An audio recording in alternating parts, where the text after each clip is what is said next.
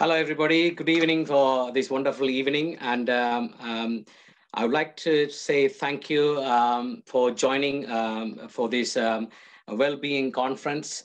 I'm really glad that Lord the Service and Severin gave this opportunity to host this meeting. And obviously, people, those of you don't know, my name is Arul, Pastor Arul Kanahaya. Having a church in the Hanworth area.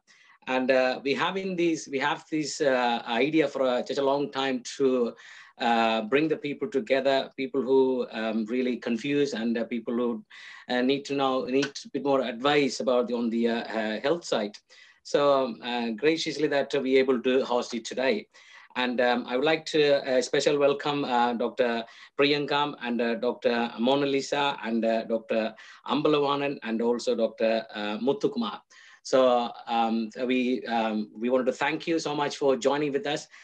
Without further delay, I'm going to have a little word of prayer, and then I'm going to hand over to Alan, and then Alan will take you through the today's agenda. Heavenly Father, we thank you for this wonderful evening today. Thank you for bringing together, and we thank you for giving the protections up until right now, Master. And Master, I just want to commit this evening conference into your precious hand, Master. Be with us and guide us. And there are so many people who would like to ask so many questions, and they may go through some of the difficult time. And you give this opportunity to ask this question and get some answer from the expertise. So I will I say thank you for this wonderful evening, and thank you for bringing the people together. I'll commit into your hand and be with us and guide us, Master. In the name of the Lord, I pray. Amen. Thank you. And I give it to hand over to Alan. So Alan, could you take through the rest of the evening's program, please? Thank you. Thanks, Pastor. That's Pastor and founder of CLG, the Church of Living God Church. Thanks for that, Pastor. So the first speaker, we would like to go to Dr. Mona, our well-known gynecologist, and she will share her experience in terms of how she was handling the gyno department during the pandemic and what is the current situation is. Thank you, Mona. Over to you. Thanks, Alan. Thanks for asking me to speak on this topic, which is, I'm pretty sure all of us are still curious, still learning. It is a pandemic which is stretching long. And as we are all very anxious to know, we have found some answer, not yet, as it's coming round and round in different weeks. And this is called the coronavirus disease of 2019, as it was first seen towards the end of 2019, and it's been abbreviated as COVID-19, as we all know now. So as not much was known about this virus, as we know, but it was found to be similar to a few viruses in the past, which were popularly known as SARS and MERS viruses.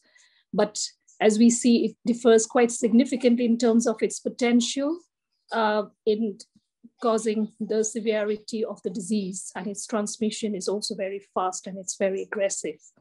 As we know, by now, globally, it has affected so millions of people, causing 3 million deaths so far.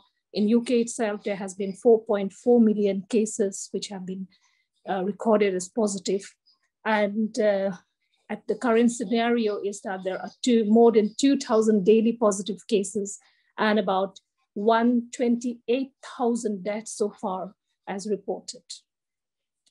So we know the significance of this pandemic. So I'm hoping that amongst the audience, there would be audiences who are women who are pregnant or have been through pregnancy recently or are trying to be pregnant. And I would try to cover some of the issues related to pregnancy in general.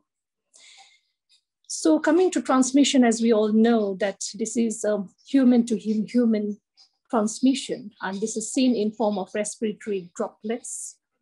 So the virus is found in secretions from the respiratory tract, also found in feces or stools and fomites or objects on the surface of objects. As far as pregnancy is concerned, what we call the vertical transmission, or the mother to transmission from the mother to the unborn baby, has not been seen significantly so far. So it's not a concern. So people don't need to worry. And it's very, very uncommon. It's said that even if it happens, it doesn't seem to be affected by the way a woman gives birth or the mode of birth or any other, any other practices that we do normally in case of pregnancy or how we look after the pregnant woman, or also how she or her vicinity to the baby or so on. As we all know, popularly in the UK, the advice is to maintain the social distancing, or what has been called as a hand washing, hand face space, and the vaccine nowadays.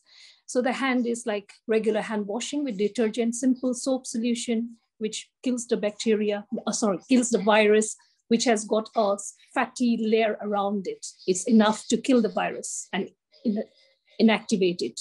Then, of course, wearing the mask, the facial mask to cover the nose and the face, mouth properly to prevent the virus from spreading. Maintain a space of about 2 meters around, as we all know that this virus can spread through asymptomatic patients as well.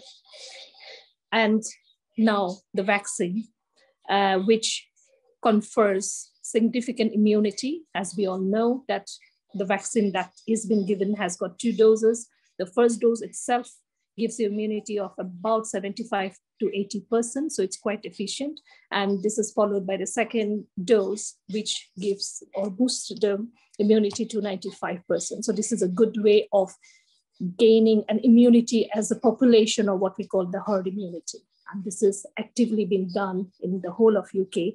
And I think the current situation is we have already achieved an immunity of 68%, with the first dose has been rolled out to 68% of the population, so nearly 70, and the second dose to about 39% of the population. With the vaccine, this is very adequately tested for the safety in pregnancy, so we need not worry. Lots of about 90,000 women in US have already received this vaccine. There has been no untoward side effects, no concerns at all. So people should not be anxious about it, and then should receive this vaccine as any other non-pregnant individual does. In spite of this, I would say I would still go through the risk in terms of pregnancy related to the coronavirus in general. As I would like to state the key points here, which I believe would alleviate a lot of anxiety in people who are embarking on pregnancy or are pregnant or have been through pregnancy, or generally if people are curious to know about it. So pregnant women do not appear any more likely to contract the infection as compared to other non-pregnant women. Also, majority of the women, if they contract the virus, 74 to 80% would be asymptomatic. That means they are not known to develop any severe symptoms. Say even if they develop symptoms, they are usually very mild to moderate only, very similar to common cough, cold, and flu-like, and then they recover from it. Long-term side effects or implications or any risk are yet to be known. So as we don't know about it, so probably it's not there. And so far, we haven't come across any long-term problems after corona. Cough is the most common symptom, followed by fever, shortness of breath, body ache, loss of taste sensation in the tongues, and sometimes diarrhea is also seen as symptoms of coronavirus. Severe illness is very uncommon, as I said, and sometimes the severe disease, if it happens at all, it happens in the form of severe pneumonia, and in moderate cases, and then in very severe cases, there can be development of very severe respiratory distress syndrome, septic shock, pulmonary embolism. Death is very uncommon in pregnancy per se, and so far, we have only seen maternal mortality of only 2.2 per 100,000 mortalities have been seen in the UK, so which is really a very, very small number. So we did not be too worried about it. And the normal maternal mortality is 9.2. So as you can see, comparatively, it's so much smaller. The key points are to remember is that more than 2/3 of the patients would be asymptomatic. Although in pregnant women, where if they contracted the coronavirus, there seems to be a higher rate of ICU admission. Now, it's not necessarily due to a complication, but there is generally a low threshold of doctors to admit pregnant women into ICU for better monitoring and care. There is no increased rate of death from the coronavirus. I would like to reiterate that in case of pregnant women.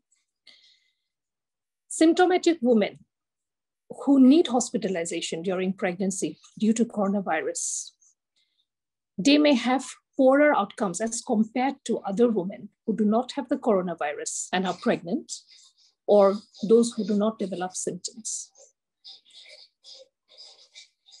Severe illness is seen more commonly in the later part of pregnancy than in the earlier part of, or in very early pregnancy. Now, coming to risk factors, as with the general population, we see that the coronavirus happens or occurs more in the risk groups. Similarly, in the pregnant women also, there are risk factors identified. So women who belong to the main population, that is Black, Asian, and minority ethnic groups, they seem to have fourfold higher risk to contract the corona and develop severe illness due to the coronavirus. Women who have BMI or body mass index or weight and height ratio of more than 25, they seem to have a higher incidence, higher morbidity and mortality. Also, if they have pre-existing morbidities or pre-existing illnesses, such as diabetes, hypertension, or asthma, or any immune deficiency diseases, they seem to have higher risk of developing a severe form of the COVID. Also, individuals who are more exposed to the COVID virus, such as the healthcare workers, when they are pregnant, they are at high risk. And also people who are in jobs of public-facing occupations. So they are at high risk. I will briefly talk about the effect of COVID on fetus. Actually, there is not much seen at all. In early pregnancy, there is no evidence of an increased risk of miscarriage. Later pregnancy, there has been no teratogenicity. That means there are no birth defects or anything reported in babies born to mothers affected with COVID virus.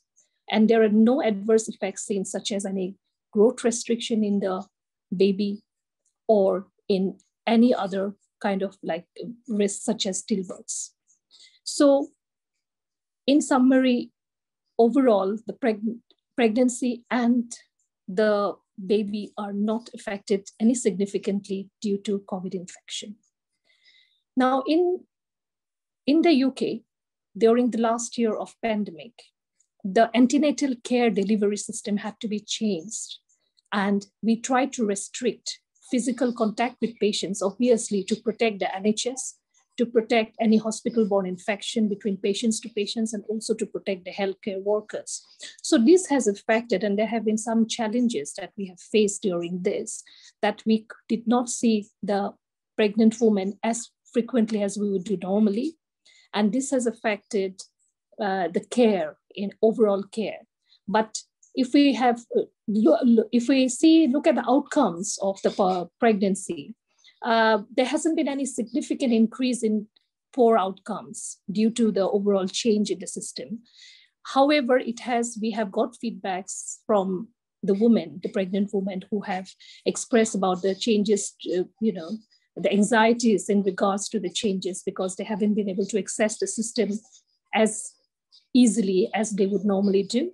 Also, there have been high rates of perinatal mental health disorders, like anxiety and depression in people during the pandemic time. Also, the practical challenges have been to reach especially to the people at the vulnerable age groups, like the BAME community. Also, people with communication difficulties, such as the overseas people or the migrants who have language problems or learning difficulties.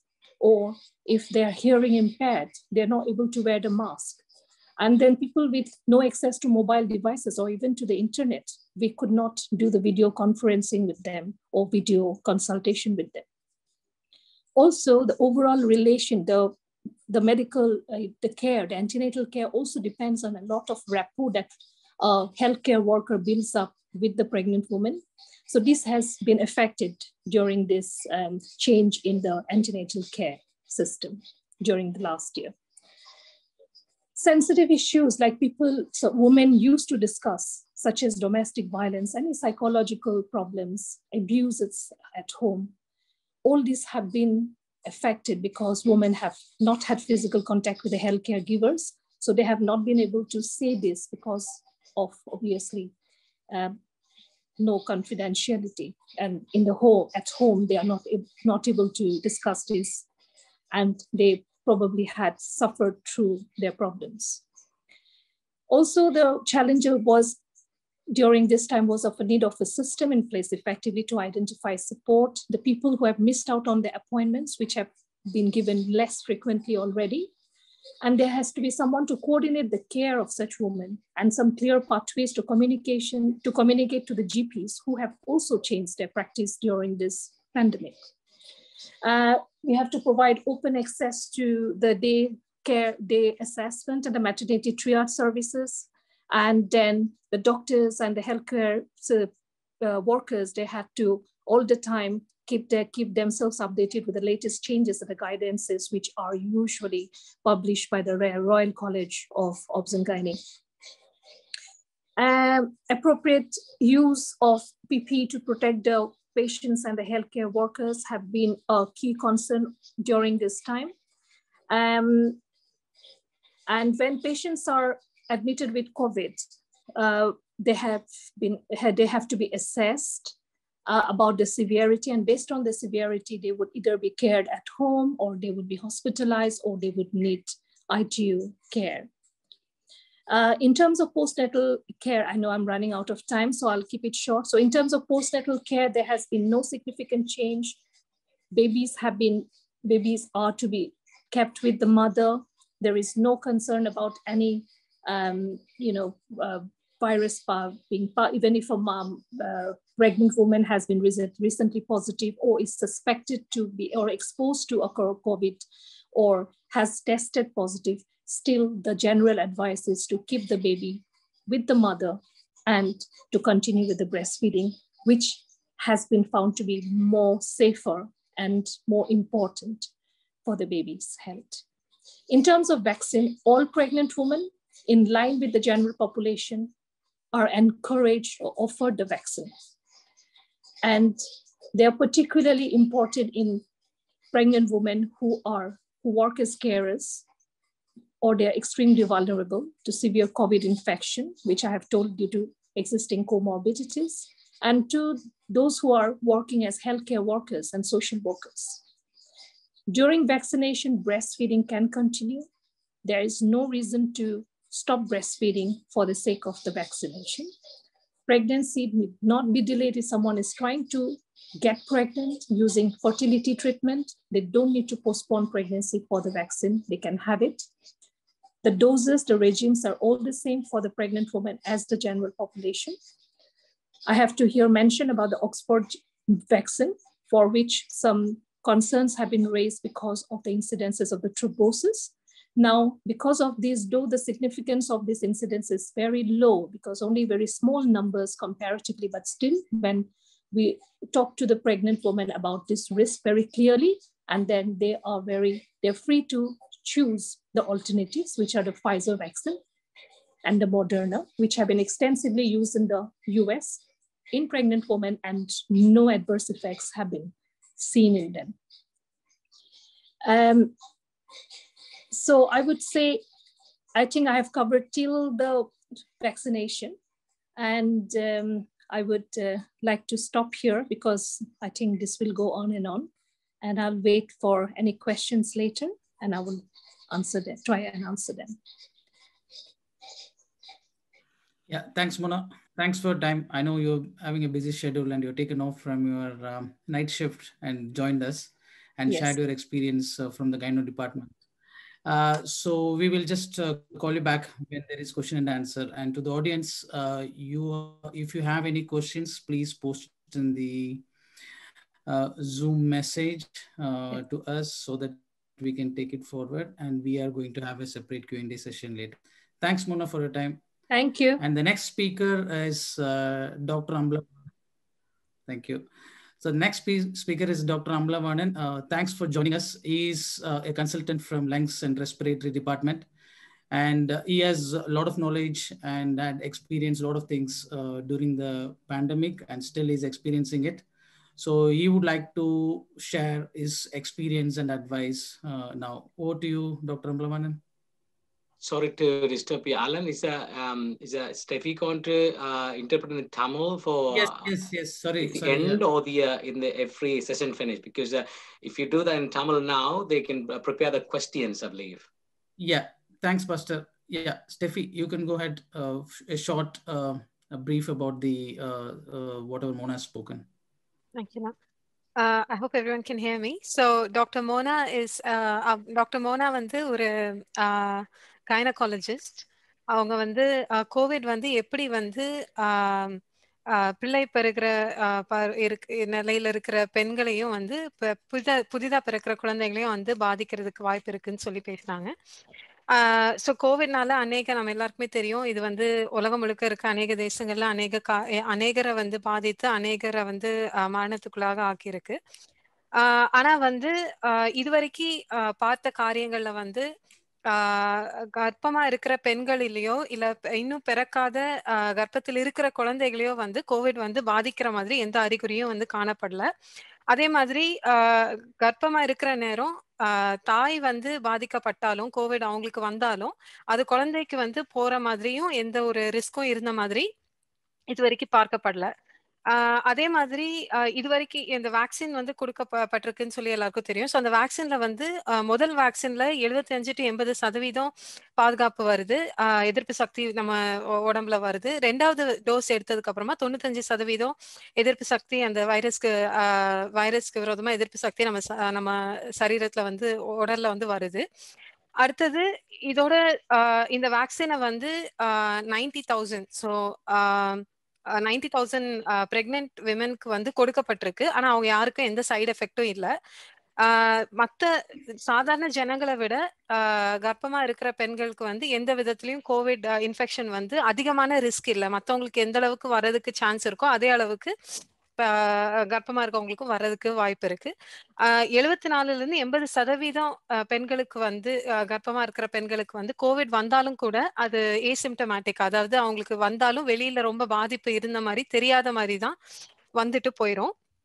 சிலருக்கு வந்து கொஞ்சம் மாடரேட்டான கொஞ்சம் symptoms இருக்கலாம். அது ஆனா சீக்கிரமா அவங்க வந்து அதுல இருந்தும் வந்து ரிகவர் ஆகி வந்துருவாங்கன்னு சொல்லி சொன்னாங்க.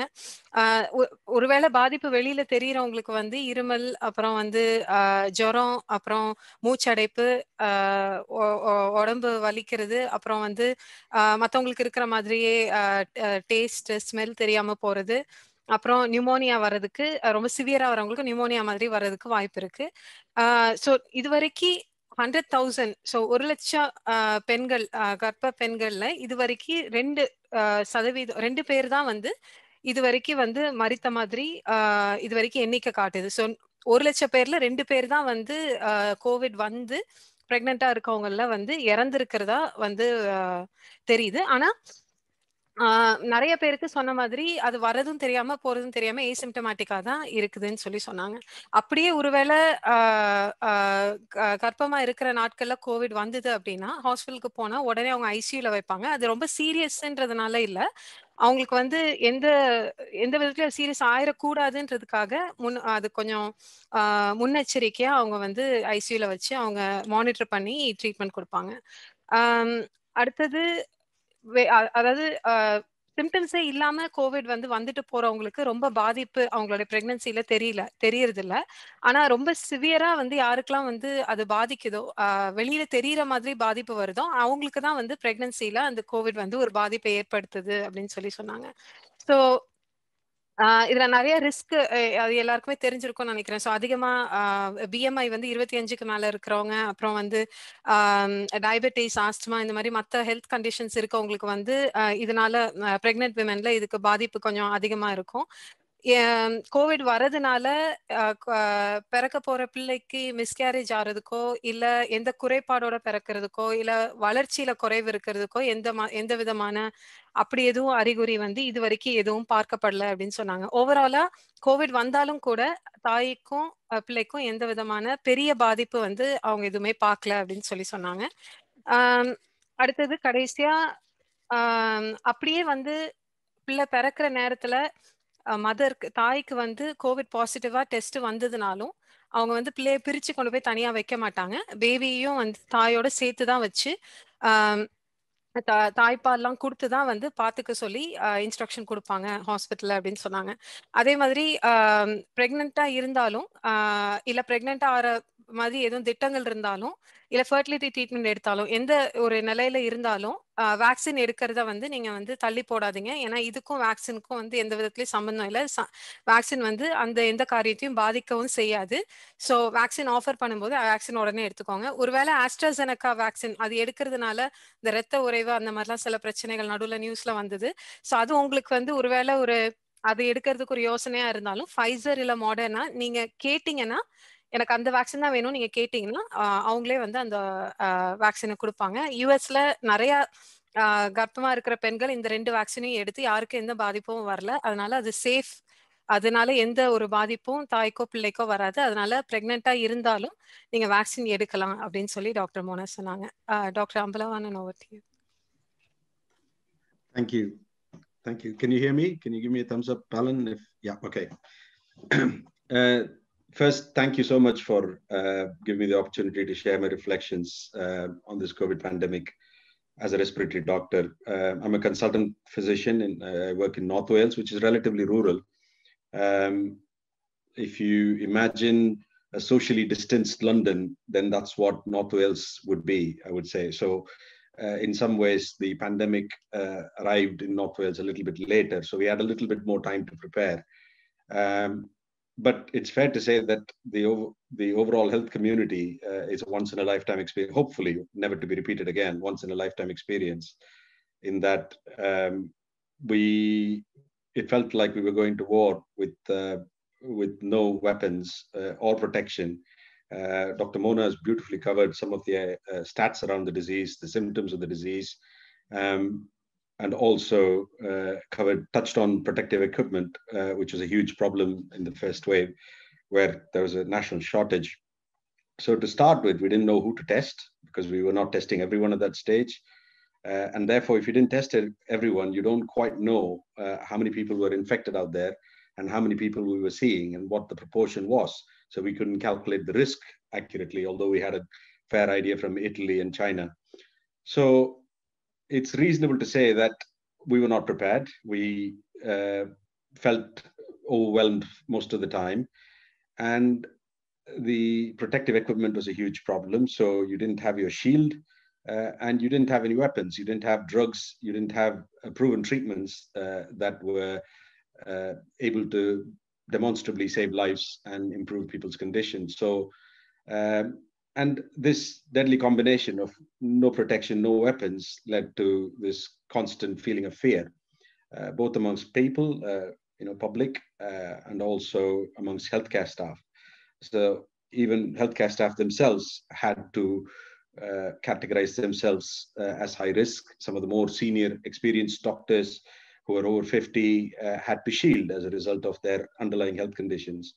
So we were a slightly rudderless ship to begin with, but then we quickly stabilized after 6-8 weeks. And some of the early learning that we gleaned has been very helpful towards the second wave management. And we probably, it's fair to say, Dr. Bobby no doubt will cover some of the more severe end of the spectrum later on about how people suffer in intensive care. But we've learned a lot about how to deal with the illness. And we have also become more prepared, even if high number of patients come. We've been through it once, so we know pretty much how to respond. Even though we may have moments of being overwhelmed, we might not be as as rudderless as we sometimes were last year.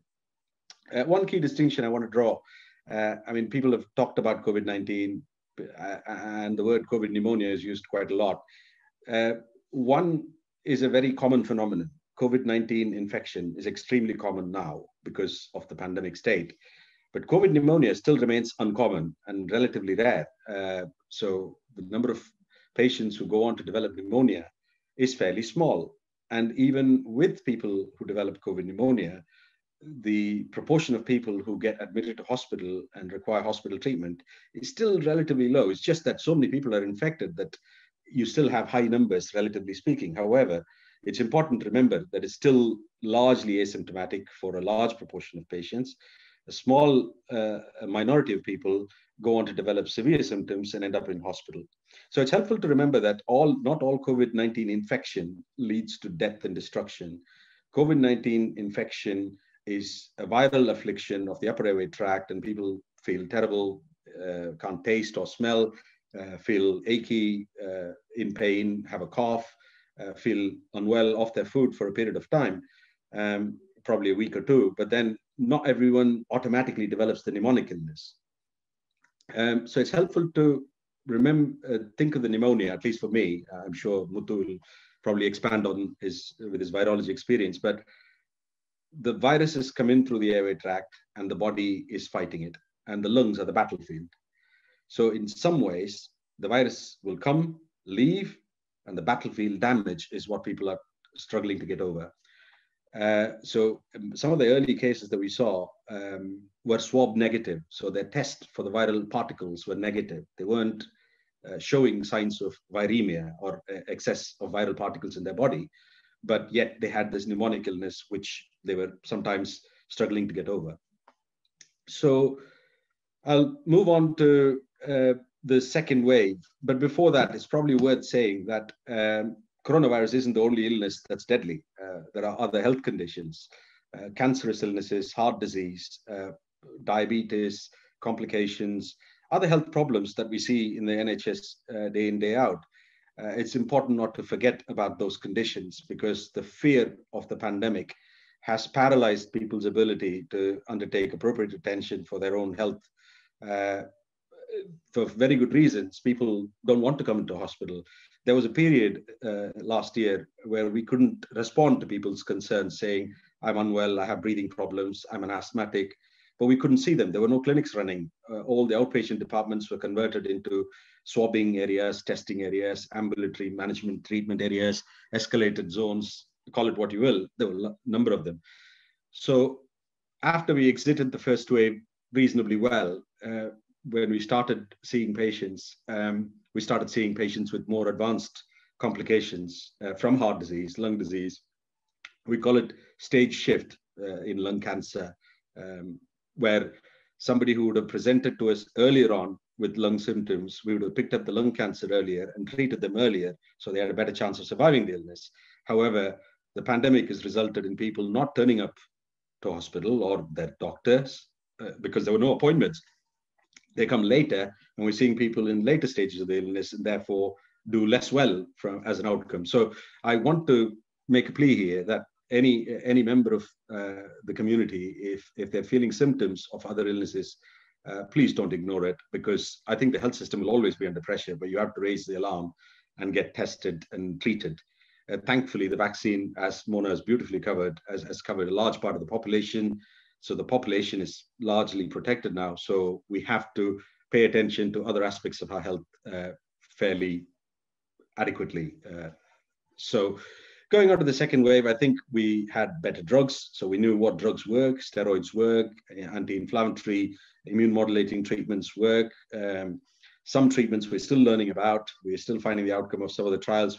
One of the trials about plasma exchange, which is like taking the serum from a positive patient, and because that has antibodies, the recovered COVID patients, and giving it to people who are suffering the illness. Now we know that doesn't work. So there's a lot of, I'd value Muthu's comments on that later on. So the second wave, we have better preparations.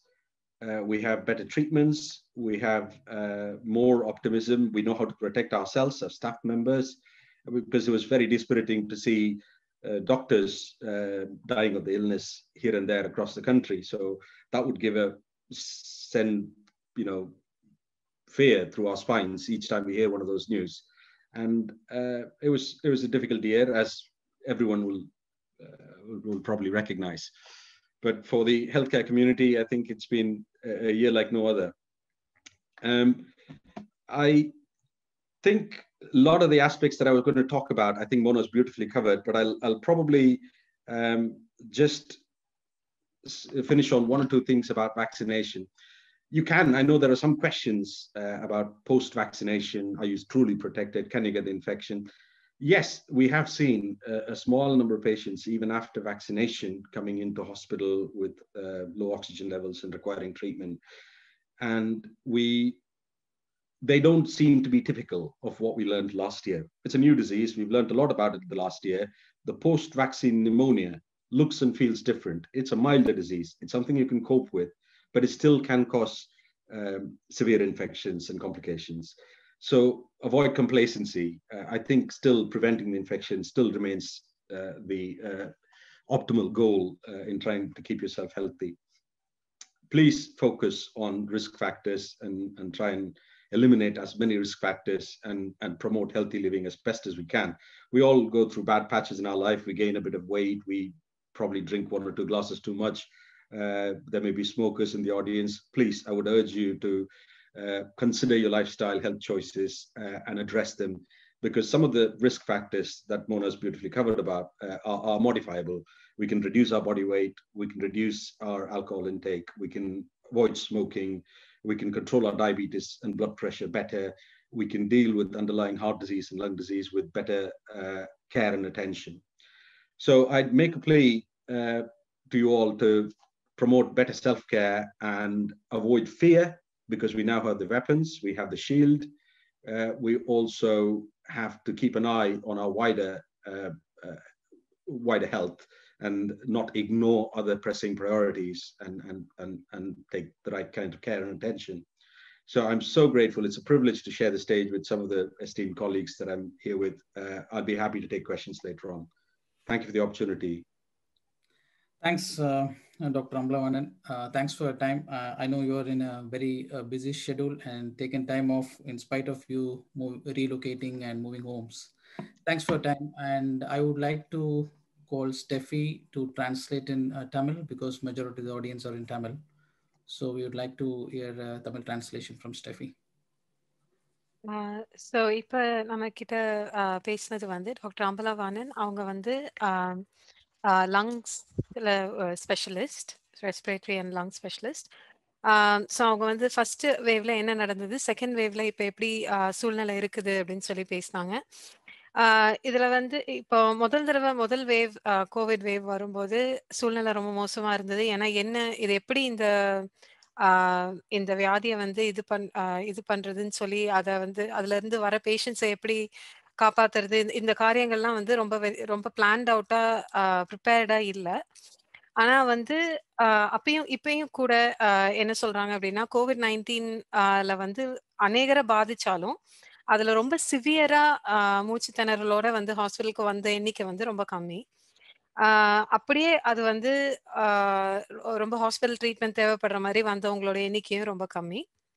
நிறைய பேர் வந்து அது வந்தும் பாதிப்பு வெளியே தெரியாம இருந்தவங்க வந்து இல்ல ரொம்ப கம்மியான பாதிப்போட இருந்தவங்க தான் வந்து அதிகம். அந்த எண்ணிக்கை தான் ரொம்ப ஜாஸ்தியா இருந்துச்சு. இந்த வைரல் இது வந்து COVID-19 வந்து ஒரு வைரஸ். இந்த வைரஸ் வந்து வந்துட்டு போகும்போது ஒரு 1-2 வாரத்துக்கு நமக்கு இந்த ஜுரம் வருது, இருமல் வருது, அப்புறம் வந்து இந்த ஸ்மெல் டேஸ்ட் எல்லாம் தெரியாம போறது, இதெல்லாம் வந்துட்டு போறது வந்து நார்மல். இது வந்து 1 or 2 வீக்ஸுக்கு அது வரவங்க எல்லாருமே கொஞ்சம் பாதிச்சுட்டு போயிரும். இது எப்படி நடக்குது அப்படின்னா வந்து அது நம்ம மூச்சுல சுவாசிக்கும் போது அந்த வைரஸ் உள்ள போகும்போது நம்மளுடைய லங்ஸ்ல வந்து அது வந்து அந்த டேமேஜ் அங்கதான் வந்து மெயினா வந்து யுத்தம் நடக்கிற மாதிரி அதை நீங்க நினைச்சுக்கிட்டீங்கன்னா லங்ஸ்ல தான் அந்த யுத்தம் வந்து நடக்குது. அப்ப அந்த வைரஸ் வந்துட்டு போனதுக்கு அப்புறமா யுத்தம் நடக்கிற இடத்துல வந்து நிறைய பாதிப்பு உண்டாகலாம். அந்த பாதிப்பை தான் வந்து ரொம்ப ரொம்ப நீண்ட காலத்துல வந்து ஜனங்களோ கிட்ட நம்ம அதை பார்க்க முடியுது. அதாவது எப்படின்னா முதல் வேவ்ல வந்து சிலருக்கு வந்து மூச்சுத்திணறலோட டாக்டர்ஸை பார்க்க வரும்போது அவங்க டெஸ்ட் எடுக்கும்போது நெகட்டிவா இருந்தாலும் அவங்களுக்கு அந்த மூச்சுத்திணறல் அந்த பிரச்சனை எல்லாம் இருந்துச்சு. ஏன்னா அவங்களுக்கு முன்னாடியே வந்து கோவிட் வந்துட்டு போனதுக்கு அப்புறமா அவங்களுடைய சரீரத்துல இருந்த பாதிப்பை வந்து அவங்களால பார்க்க முடிஞ்சது. அடுத்தது டாக்டர் என்ன சொன்னாங்கன்னா, கோவிட் மட்டும்தான் இப்ப இருக்கிற ஒரே வியாதின்னு கிடையாது. அதை தவிர இன்னும் நிறைய வியாதிகள் இன்னும் இருந்துட்டு தான் இருக்கு. நம்ம எல்லாரும் கோவிட பாக்குறதுனால மத்த எல்லாத்தையும் நம்ம மறக்க முடியாது. அதனால உங்களுக்கு வந்து ஏதோ ஒரு புதுசா ஒரு வித்தியாசமா இல்ல அன்யூஷுவலா உங்களுக்கு வந்து ஏதாவது ஒண்ணு நீங்க நோட்டீஸ் பண்ணீங்க உங்களுடைய ஹெல்த்ல அப்படின்னா உடனே ஒரு டாக்டரை போய் பாருங்க. ஏன்னா எப்பவுமே வந்து ஹாஸ்பிட்டல்லாம் பிஸியா தான் இருக்க போது, டாக்டர்ஸ்னா பிஸியா தான் இருக்க போறாங்க. ஆனா நீங்க சொன்னீங்கன்னா தான் வந்து ஏர்லி ஸ்டேஜஸ்ல சீக்கிரமாவே அது என்னன்னு சொல்லி கண்டுபிடிச்சு அவங்களால அதுக்கு ஏற்ற ட்ரீட்மெண்ட்டை கொடுக்க முடியும். ஸோ அந்த ஃபர்ஸ்ட் வேவ்ல இருந்து செகண்ட் வேவ்க்கு வர அந்த இடைப்பட்ட காலத்துல வந்து என்னென்ன ட்ரீட்மெண்ட்ஸ் கொடுத்தா கோவிட் பேஷண்ட்ஸ் வந்து சீக்கிரமா ரிகவர் ஆறாங்க, அவங்களுக்கு எப்படி வந்து என்னது வேலை செய்யுது, எந்த மாதிரி ட்ரீட்மெண்ட்ஸ் வேலை செய்யல அப்படின்ற காரியங்களை வந்து இப்ப வந்து டாக்டர்ஸ் எல்லாரும் ஓரளவுக்கு நல்லா புரிஞ்சுக்கிட்டாங்க. இப்ப வந்து வேக்சினேஷன் எடுத்ததுக்கு அப்புறம் வந்து இப்ப நிறைய பேர் வேக்சினேஷன் எடுத்துட்டாங்க இல்லையா? ஸோ வேக்சினேஷன் எடுத்ததுக்கு அப்புறமாவும் சிலர் வந்து ஆக்சிஜன் லெவல் உடம்புல குறைஞ்சி ட்ரீட்மெண்ட்காக வரதான் செய்யறாங்க. ஆனா முன்னாடி இருந்த அளவுக்கு பாதிப்பு வந்து ஃபர்ஸ்ட் வேவ்ல இருந்த அளவுக்கு மோசமா இப்ப இல்லை. இப்ப கொஞ்சம் கண்ட்ரோல் பண்ண முடியற மாதிரி ஒரு நிலைமையில தான் இருக்கு. அதனால பரவாயில்ல, வேக்சின் எடுத்தாச்சு, நம்ம எப்படி வேணாலும் இருக்கலாம்னு சொல்லி இல்லாம இப்பயும் கொஞ்சம் ஜாக்கிரதையா கொஞ்சம் சேஃபா நம்ம என்ன சாப்பிடுறோம், எப்படி நம்ம ஹெல்த் எப்படி கவனிக்கிறோம், அப்புறம் வந்து டயபெட்டிஸ் இருக்கிறவங்க அதை எப்படி கண்ட்ரோல் பண்ணலாம், பிளட் ப்ரெஷர் இருக்கிறவங்க எப்படி கண்ட்ரோல் பண்ணலாம், இது நம்ம என்ன மாதிரி சாப்பாடு சாப்பிடுறோம், ஹெல்த்தியா நம்ம வந்து நம்மளோட லைஃப் ஸ்டைல் எப்படி இருக்குன்றத நம்ம வந்து கொஞ்சம் ஒரு நிமிஷம் யோசிச்சு நம்மளால என்ன முடியுமோ, நம்மளால எப்படி நம்மளை பார்த்துக்க முடியுமோ அப்படி பார்த்துக்கிட்டோம்னா இந்த கோவிட்ல இருந்து நம்மள வந்து ப்ரொடெக்ட் பண்றதுக்கு கொஞ்சம் ஈஸியா இருக்கும் அப்படின்னு சொல்லி சொன்னாங்க. நல்ல over to you. Thanks, Steffi. Now the next guest speaker is Dr. Priyakam, who is also known as Dr. Bobby. So, who is coming from a very, very important department, intensive care and anesthesia. So, he is having a very vast experience during the pandemic and even now. And I would like to say he's a person who, if you talk to him for an hour, he will just completely tell about what his medicine is. So thanks, Bobby, for joining, and over to you. Thank you, Alan, for that introduction. Well, we are all working together and trying to achieve what is best for everyone. Following on the talks of Dr. Mona and Dr. Amla Vernon, I hope I pronounce it right, and apologies if I haven't. Very good talks, and it's very good to follow on from there. So as we know that it has already been explained that there was a feeling of fear, of being overwhelmed when we first came to know of the pandemic, because we have never been exposed to such unprecedented circumstances. We really don't know what we are against. And like can I call you Dr. Ambu? Is it okay? Yeah. And like Dr. Ambu has said that, we didn't have anything with us. We didn't have weapons. We didn't have shield. We don't know who we are protecting, how to protect, how to take care of patients and even ourselves. So a lot of things going on. On top of that, there is a lot of focus on critical care services, because we know, or we have seen that, these patients who are affected by COVID are become quite sick at times, and they do need the help of critical care services. And there has been a lot of work going around it.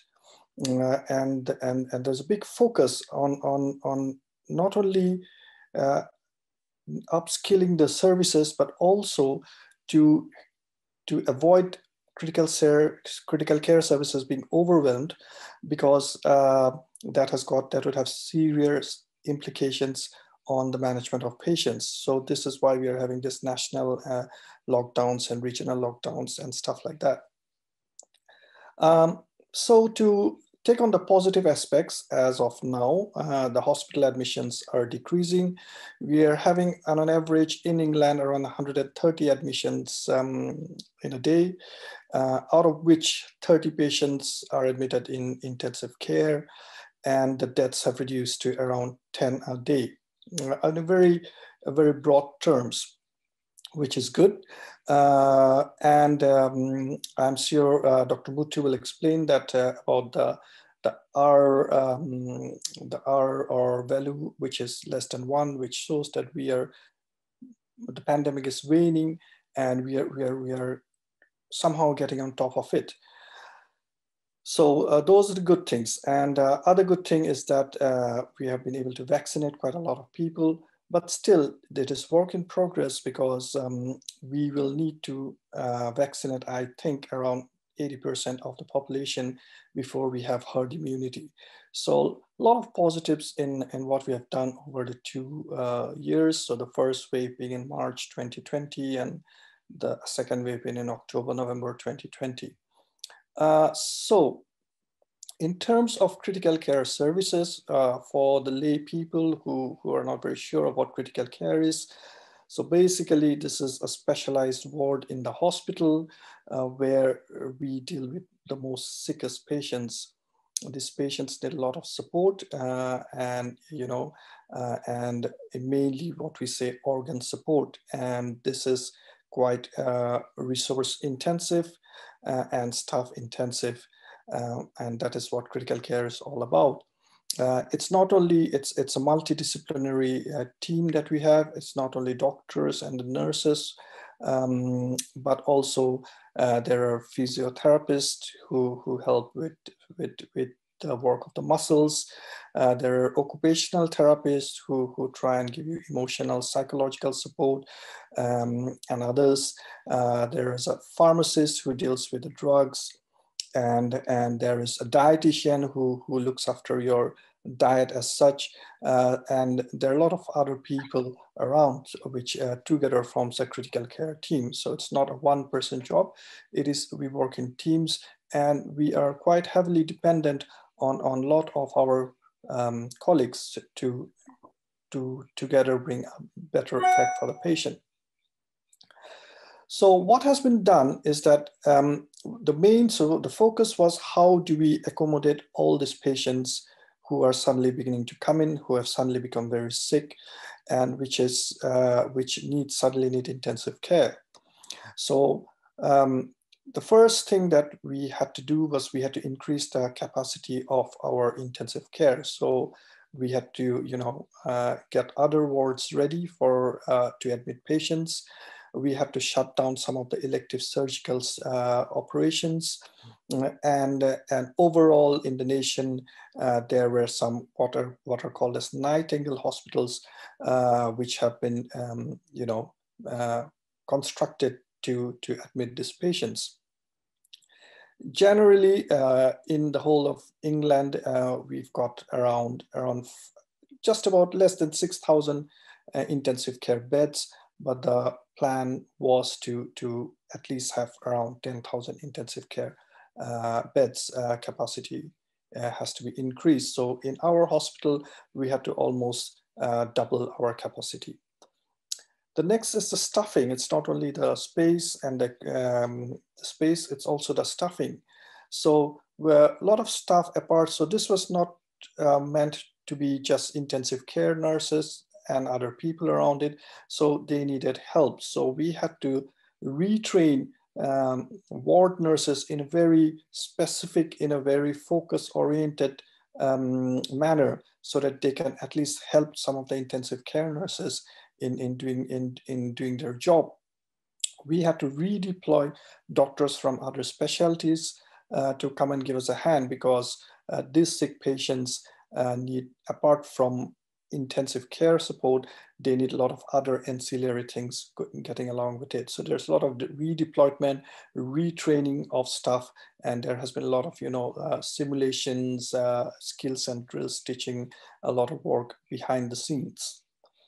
Apart from that, the various authorities, the royal colleges have developed new guidances and how people about staff management and about consultant-led management, where the doctor to population to patient ratio has been quite extended here. So in intensive care, we would expect one consultant to be responsible for around 12 to 15 patients, but they have been increased to around 30 patients with the support of other mid-level doctors. So a lot of work around staffing, around around responsibilities has gone on behind the scenes. Apart from there, where do we get the equipment? So this is not only about increasing the beds, about training staff, but again, where about increasing the manpower, but where do we get equipment from? So we had to resource, first of all, theater ventilators, because we shut down routine theater work. And now we have brought ventilators from other places, so we've increased the number of ventilators now. And also the increased use of oxygen, as we all know about India's present state, where there is severe shortage of oxygen, people are dying. Thankfully, we have not managed to come to those situations. Again, so the main thing is that, about critical care is that it is resource intensive and we don't have that much. So in UK, it is, they say, around for every 100,000 population, we have around 6 to 7 beds. So it is a very precious resource.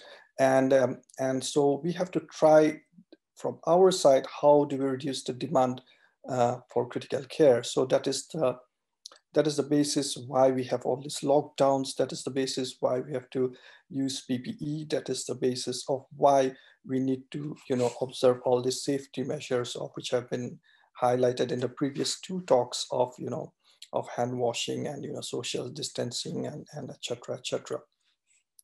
So that is the role of intensive care and how the general public can help us to help them. Initially, we had issues with management because this is a disease in progression. It's a learning curve of how are we going to treat these patients, how are we going to manage these patients, and mortality was quite high. It was around 40% of people who were admitted to intensive care died, basically. That was at the beginning of the pandemic. However, we have learned about the disease now. We've had treatments coming in, which Dr. Rambu has mentioned, a lot of trials going in, and we have now managed to reduce this to around 10 to 20%. So this is nearly halving the mortality from the first wave. So that is work in progress. One thing I'd like to mention is about people who are going to have surgery or who are planning for elective surgery. So if you have an infection, it is best you avoid having a surgery in 4 to 6 weeks after your infection.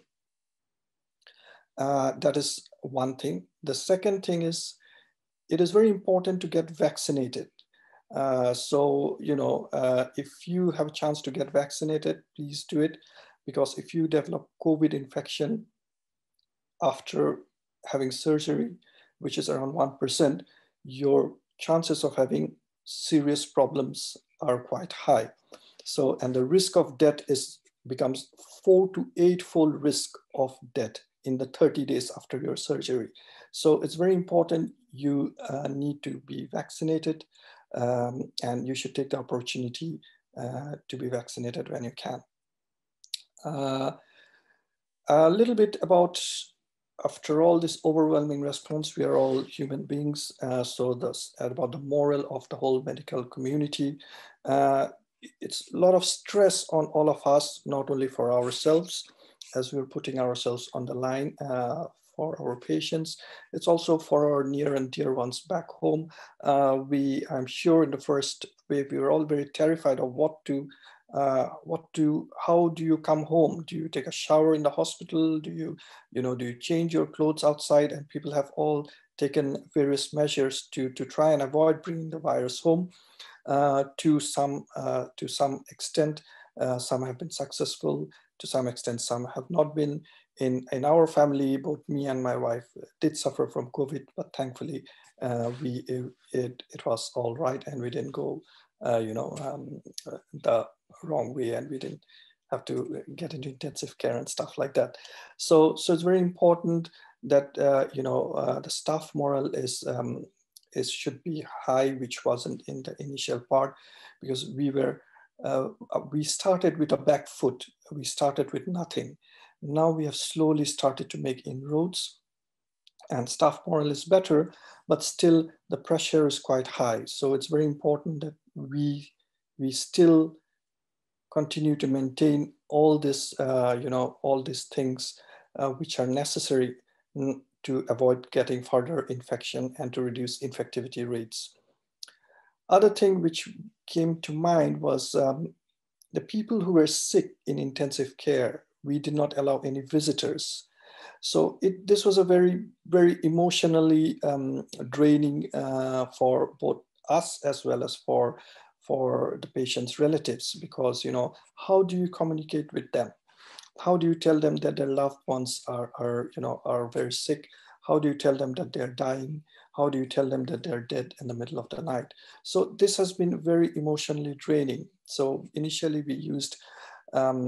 we tried and used some use of iPad in our hospital, where we tried and communicated or allowed people who can communicate with their relatives. Then we had communication teams who spoke to patients' relatives at regular interval, because it wasn't possible just for the doctors working in intensive care to be spending time with relatives explaining, because usually it is done by them, but now this is so much work there that there's absolutely no time. So these are some of the things which we have seen. We've tried to work for to make it as as better as possible, but I think there's still work needs to be done, and hopefully we are getting better, and we hope for the best. Thank you.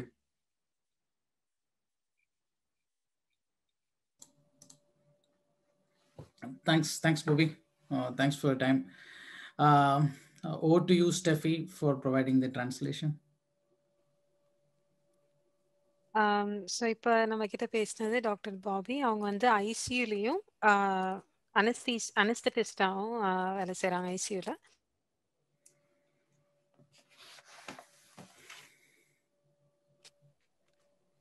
Sorry, unmute ஆனது நான் கவனிக்கல. So doctor Bobby என்ன சொன்னாங்க அப்படின்னா, இந்த முதல் lockdown முதல் wave வரும்போது இந்த மாதிரி ஒரு சூழ்நிலை இது வரைக்கும் வந்து ஃபேஸ் பண்ணாததுனால அதில் வந்து எப்படி வந்து ஹேண்டில் பண்றதுன்னு சொல்லி ரொம்ப கஷ்டமா இருந்துச்சு ஆரம்பத்துல. அப்போ இங்கிலாந்துல வந்து ஒரு நாளைக்கு 130 அட்மிஷன். அந்த 130ல ஹாஸ்பிட்டல் அட்மிஷன். அந்த 130ல 30 பேர் ஐசியூலையும் 10 பேர் வந்து ஒரு நாளைக்கு இப்ப இருக்கிற சூழ்நிலை 130 அட்மிஷன்ஸ் ஒரு நாளைக்கு 30 பேர் அதுல ஐசியூல அட்மிட் ஆறாங்க. 10 பேர் அதுல ஒரு நாளைக்கு இறந்து போறாங்க. இப்ப வந்து ஆர் நம்பர் அப்படின்னு சொல்லி நீங்க கேள்விப்பட்டிருப்பீங்க. நியூஸ்ல அடிக்கடி சொல்லப்படுற ஒரு விஷயம். அது இப்ப வந்து 1 விட கம்மியானதுனால இப்ப அந்த பேண்டமிக் வந்து கண்ட்ரோல்ல வந்துட்டு இருக்கு, குறைஞ்சிட்டு வருது அப்படின்னு சொல்லி சொன்னாங்க.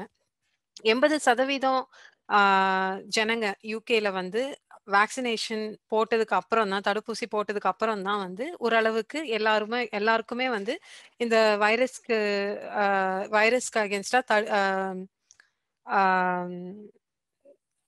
வைரஸ் வந்து தாக்கம் வந்து குறையும் அப்படின்னு சொல்லி சொன்னாங்க.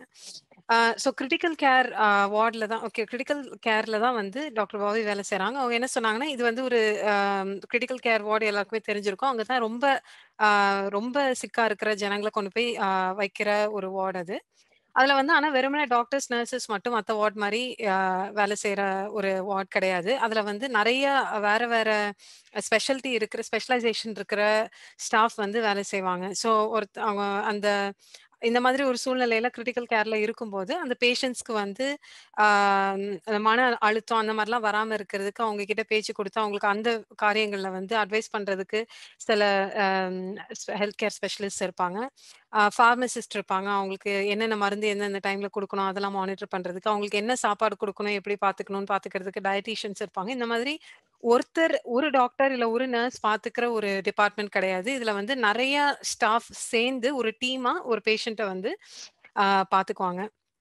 அப்போ முதல் வேவ் வரும்போது எப்படி எல்லா பேஷண்ட்ஸையும் வந்து ஹாஸ்பிட்டல்ல வச்சு ட்ரீட்மெண்ட் கொடுக்க, ஏன்னா நிறைய பேர் வந்து கோவிட்னால பாதிக்கப்பட்டு ஐசியூ ட்ரீட்மெண்ட் தேவைப்படுற, ரொம்ப கிரிட்டிக்கல் ட்ரீட்மெண்ட் தேவைப்படுற அளவுக்கு நிறைய பேர் வந்து ஹாஸ்பிட்டல் வர ஆரம்பிக்கும் போது எப்படி எல்லாரையும் வச்சு ட்ரீட்மெண்ட் கொடுக்கறதுன்னு சொல்லி முதல் வேவ் வரும்போது யோசிக்கும் பொழுது ஐசியூ கெப்பாசிட்டியை வந்து கூட்டணும். ஸோ நிறைய ஐசியூ பெட் வந்து ஆரம்பத்துல யூகேல வந்து 6000 விட கம்மியான, ஜஸ்ட் அண்டர் 6000, ஸோ 6000 விட கம்மியான பெட்ஸ் தான் இருந்தது ஐசியூ வார்டில். ஆனா இப்ப வந்து கிட்டத்தட்ட 10,000 கிட்ட இன்க்ரீஸ் பண்ணிட்டாங்க. 10,000 வேணும்னு சொல்லி இன்க்ரீஸ் பண்ணியிருக்காங்க. நைட்டிங்கேல் ஹாஸ்பிட்டல்னு சொல்லி நிறைய ஹாஸ்பிட்டல்ஸ் அங்கங்க ஓப்பன் பண்ணதும் நீங்க நியூஸ்ல பார்த்துருப்பீங்க. ஸோ முன்னாடி இருந்ததை விட எல்லா ஹாஸ்பிட்டல்ஸ்லயும் வந்து இப்போ வந்து முன்னாடி இருந்ததை விட டபுள் ஸ்பேஸ் கிரியேட் பண்றதுக்கு வந்து அவங்களுக்கு எல்லா ஹாஸ்பிட்டல்ஸும் இப்போ அதுக்கு முயற்சி எடுத்துட்டு இருக்காங்க. அது மட்டும் இல்லாம பெட்டை மட்டும் கூட்டினா போதாது, பாத்துக்கிறதுக்கு டாக்டர்ஸ் நர்சஸும் தேவைப்படுறதுனால மற்ற வார்டில் வேலை பார்க்குற நர்சஸ், பொதுவா வந்து நார்மல் பேஷண்ட்ஸ், ஜென்ரல் வார்டில் இருக்க பேஷண்ட்ஸை பாத்துக்கிற நர்சஸை வந்து ஐசியூல வேலை பார்க்கறதுக்கு அவங்களுக்கு ட்ரைனிங் கொடுத்து, மற்ற ஸ்பெஷலைசேஷன் பண்ணியிருக்கிற டாக்டர்ஸை கொண்டு வந்து கோவிட் பேஷண்ட்ஸை பாத்துக்கிறதுக்கு ட்ரைனிங் கொடுத்து, அந்த மாதிரி நிறைய இதுக்கு முன்னாடி வந்து ஒரு ஐசியூ வார்டில் 15 பேஷண்ட்ஸை பாத்துக்கிறதுக்கு ஒரு கன்சல்டன்ட் இருப்பாங்க. இப்போ வந்து ஒவ்வொரு கன்சல்டன்ட்டும் 30 பேஷண்ட் பார்க்கணும் அப்படின்னு சொல்லி அந்த கெப்பாசிட்டியும் ஏற்றிருக்காங்க.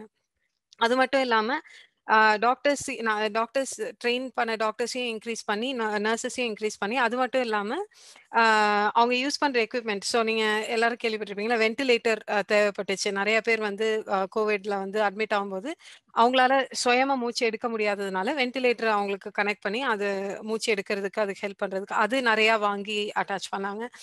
ஆக்சிஜன் நிறைய தேவைப்பட்டுச்சு, ஏன்னா நிறைய பேர் மூச்சு திணறலோட போகும்போது ஆக்சிஜன் சப்ளை தேவைப்பட்டுச்சு, அதெல்லாம் அரேஞ்ச் பண்ணாங்க. அப்புறம் வந்து முன்னாடி வந்து கிரிட்டிக்கல் கேர்ல 100,000 அதாவது 1,00,000 ஜனங்களுக்கு 6 பெட், இவ்வளவுதான் வந்து கெப்பாசிட்டி யூகேல, இங்கிலாந்துல. அப்ப அதனாலதான் வந்து லாக்டவுன் போட்டது. ஏன்னா 1,00,000 பேர்ல 6 பேருக்கு தான் பெட் இருக்கு அப்படின்னா, எல்லாரும் சிக்கானாங்கன்னா, எல்லாருக்கும் இது பரவி எல்லாருமே வந்து ஹாஸ்பிட்டல் வந்து நின்னாங்கன்னா எல்லாரையும் வைக்கிறதுக்கு பெட் கிடையாதுன்ற காரணத்தினாலதான் லாக்டவுன் போட்டது. எல்லாரையும் மாஸ்க் போட சொன்னது, சானிடைசர் யூஸ் பண்ண சொன்னது, இது எல்லாமே வந்து கை கழுவ சொன்னது, எல்லாமே வந்து இந்த ஸ்ப்ரெட்டை குறைச்சி வர எல்லாருக்கும் ட்ரீட்மெண்ட் கொடுக்கறதுக்கு இடம் இருக்கணும், ஹாஸ்பிட்டல்ஸ்ல இடம் இல்லாம போயிடக்கூடாதுங்கிறதுக்காக தான் அந்த நடவடிக்கை எல்லாம் வந்து கவர்மெண்ட் எடுத்தாங்க. அடுத்தது வந்து டாக்டர் என்ன சொன்னாங்கன்னா, உங்களுக்கு ஏதாவது ஒரு சர்ஜரி, ஏதாவது ஒரு ஆப்ரேஷன் நீங்க உங்களுக்கு வந்து பண்ற மாதிரி இருந்தா, நீங்க கோவிட் பாசிட்டிவா இருந்து 4ல இருந்து 6 கிழமை வரைக்கும், 6 வாரம் வரைக்கும் நீங்க வந்து சர்ஜரியை அவாய்ட் பண்ணணும். அப்படி உங்களுக்கு கோவிட் பாசிட்டிவா இருந்தா நீங்க அந்த டாக்டர்ஸ்ட்ட சொல்லி அந்த சர்ஜரியை பின்னாடி ஆப்ரேஷனை பின்னாடி தள்ளி போட சொல்லி கேட்கணும். அடுத்தது உங்களுக்கு எப்போ வேக்சினேஷனுக்கு கூப்பிடுறாங்களோ உடனே நீங்க போய் வேக்சின் எடுக்கிறது நல்லது. அடுத்தது உங்களுக்கு ஒருவேளை சர்ஜரி நீங்க பண்ணிருப்பீங்கன்னா, சர்ஜரி முடிஞ்சதுக்கு அப்புறமா கோவிட் உங்களுக்கு வராத மாதிரி நீங்க கொஞ்சம் ஜாக்கிரதையா இருக்கிறது ரொம்ப முக்கியம். ஏன்னா சர்ஜரி பண்ணதுக்கு அப்புறமா கோவிட் வந்ததுன்னா அதுல காம்ப்ளிகேஷன்ஸ் வர்றதுக்கு சான்சஸ் ரொம்ப ரொம்ப ஜாஸ்தி. அதனால சர்ஜரி பண்ணிருந்தீங்கன்னா ரொம்பவே நீங்க ஜாக்கிரதையா இருக்கிறது உங்களுக்கு நல்லது.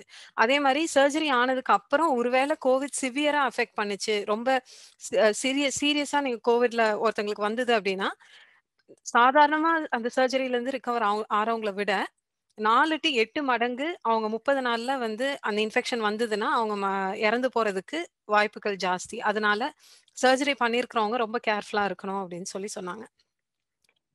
அடுத்தது சொன்னாங்க, இந்த மாதிரி இந்த முதல் வேவ்ல நீங்க எல்லாருக்குமே நியூஸ்ல எல்லாம் நம்ம பார்த்தோம். இந்த மாதிரி நிறைய பேஷண்ட்ஸ் வந்து போய் அட்மிட் ஆனாங்க. ஆனா அட்மிட் ஆகி அப்படியே இறந்துட்டாங்க. அவங்க குடும்பத்தினரால போய் அவங்கள பார்க்க முடியல, அவங்க கூட இருக்க முடியல, அவங்கள நேர்ல போய் பக்கத்துல இருந்து அவங்க கிட்ட பேச முடியல. ஆனா அதெல்லாம் வந்து எந்த அளவுக்கு ஜனங்களுக்கு கஷ்டமா இருந்துச்சோ அதே மாதிரி பக்கத்துல இருந்து அந்த அவங்க இறந்து போறத பார்த்து அந்த குடும்பத்தினருக்கு ஃபோன் பண்ணி இந்த மாதிரி உங்க உங்க அப்பாவோ இல்ல கணவனோ இறந்துட்டாங்கன்னு சொல்லி இன்ஃபார்ம் பண்ண டாக்டர்ஸ்க்கும் அது வந்து ஈக்குவலி அது ரொம்ப கஷ்டமான ஒரு சூழ்நிலையா இருந்துச்சு. ஏன்னா அவங்களுக்கும் அது வந்து மனநிலையை பாதிக்கிற ஒரு காரியமா தான் இருந்தது.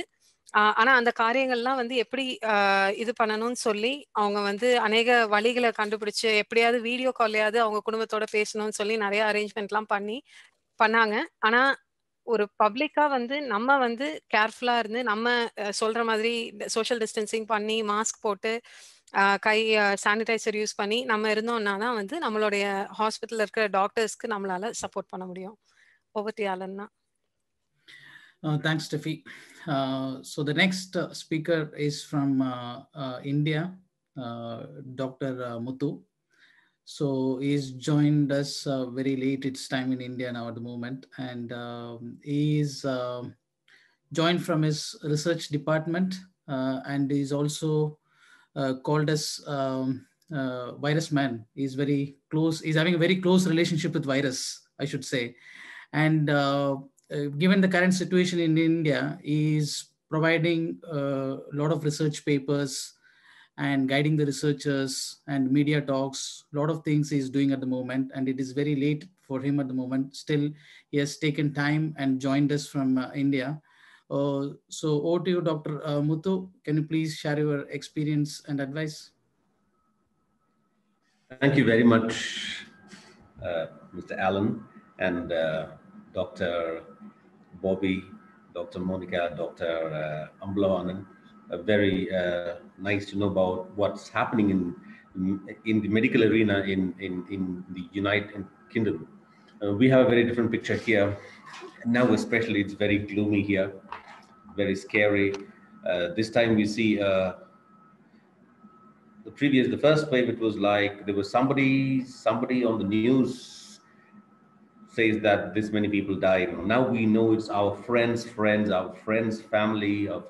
It's kind of very upsetting. Every few minutes I get, I have to type RIP. It's the situation is getting really worse here. Anyway, shall I share? I have a few slides to share because I'm talking about.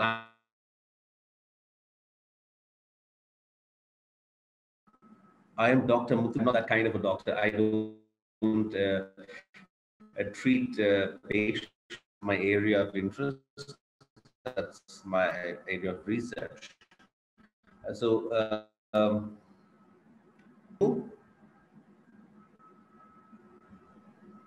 Muthu, is it fine? Slightly breaking your voice. I think it's because of the. Yes, suddenly I got a message saying the internet connection is. Yeah. Is it fine?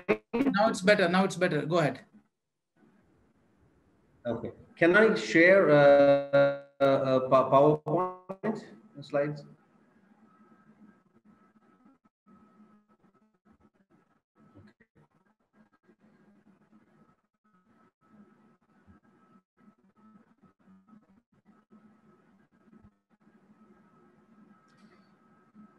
So this is my slide. So it's very recently that we came to know that certain diseases are communicable diseases are caused by microorganisms, especially when Robert Koch was the first person who said that. He proposed the Koch's postulates and the method to prove that it's microorganisms that cause infection. I'll just give you a brief introduction. So before that, it was many things, and one of the things was miasma, some poisonous fumes, vapors that emanated from dead bodies and things like that. But now it is very well known it's caused by microorganisms that invade our system. And viral diseases are one of the major threats to human health, and in fact, it has caused some of the most deadly diseases, and it's responsible for more deaths than any armed conflict combined in this last century. And there are many kinds of. One of the pandemics very well known is the Spanish flu 1918 pandemic, and then we had SARS-CoV-1. That was the time I was in Taiwan, and I saw how well they managed it, and how it came from China during the Tomb Sweeping Festival. That's the time when all the Chinese people go to China and then clean the tombs of their to various countries. And that was when we really knew that air travel and this increased transport could be detrimental in case of infectious diseases. And then we have the swine flu, and we have the Middle East respiratory disease, and we had, of course, Ebola. And now we have the SARS, or the ongoing SARS coronavirus 2, or COVID-19. Since 2019, we've been having that. Generally, I'm from basic science. I think I'm not sure how many people would process and what they are and how they are. So I just wanted to give a general idea about the size of these particles, bacteria, virus, and things like that. The relative sizes, I would like to, so if possible, I'd like to share a screen.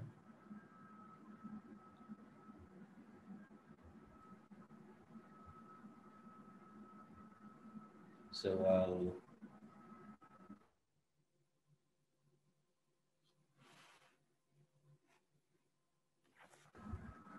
just hold on for a second, please. Yes.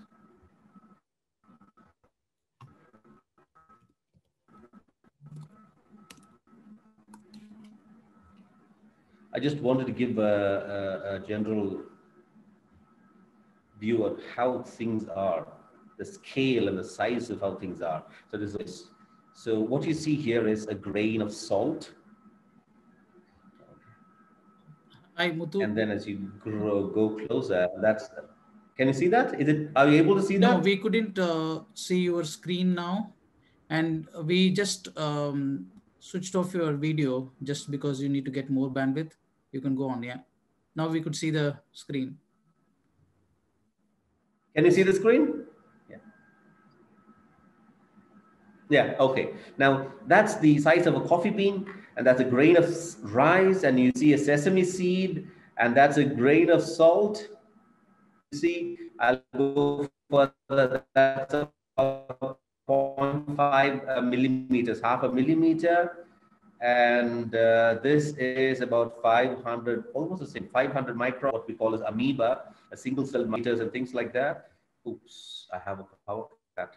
I hope we'll get back soon.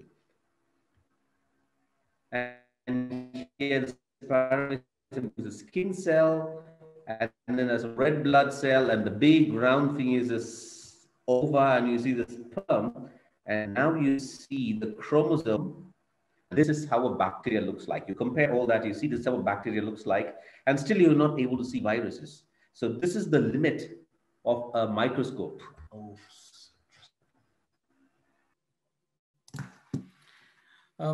Steffi, can you just translate? Because I just spoke to him and he said he needs another 30 seconds. So he will be back. You can just translate whatever he has covered so far, if you can. Yeah, sure.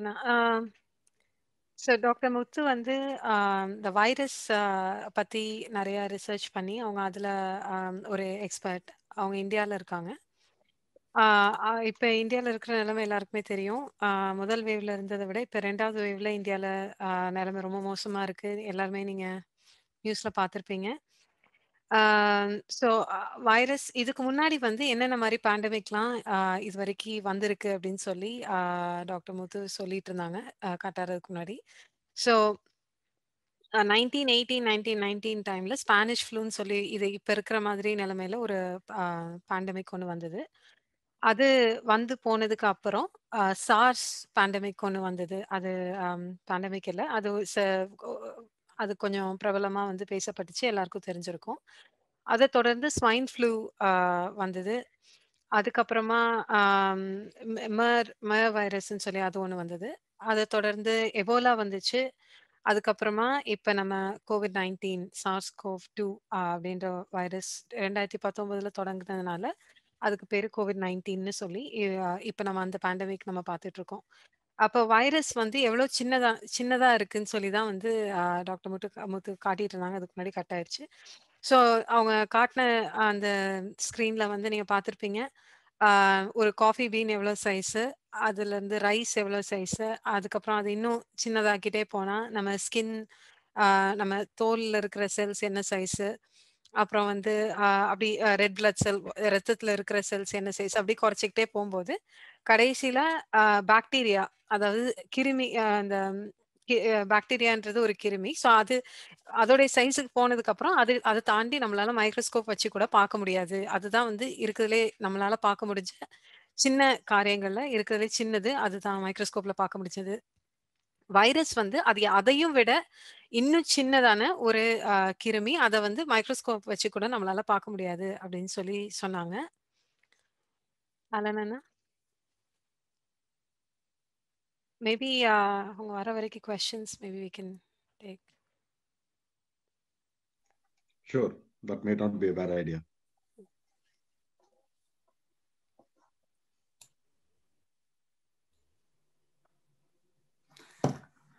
Yeah, we can go ahead with the questions. We got some questions till Muthu joins. So we'll take some questions. So some of the questions so we'll start with, the first question is, can we get vaccine if we are tested COVID positive?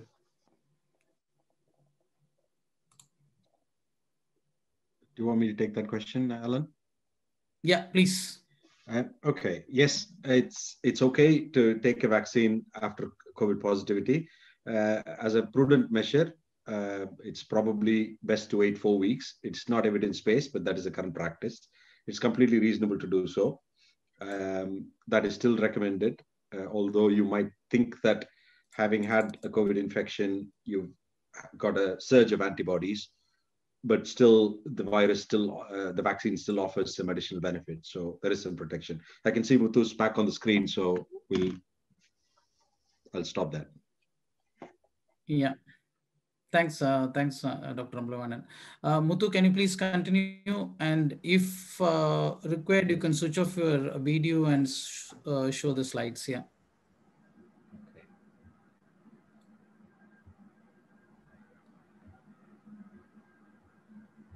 Yes. Are you able to see it? Yes. I'm sorry, we had a power shutdown. I'm in the labs. I never expected this. I'm sorry. So this is the limit which we can see through the microscope. Again.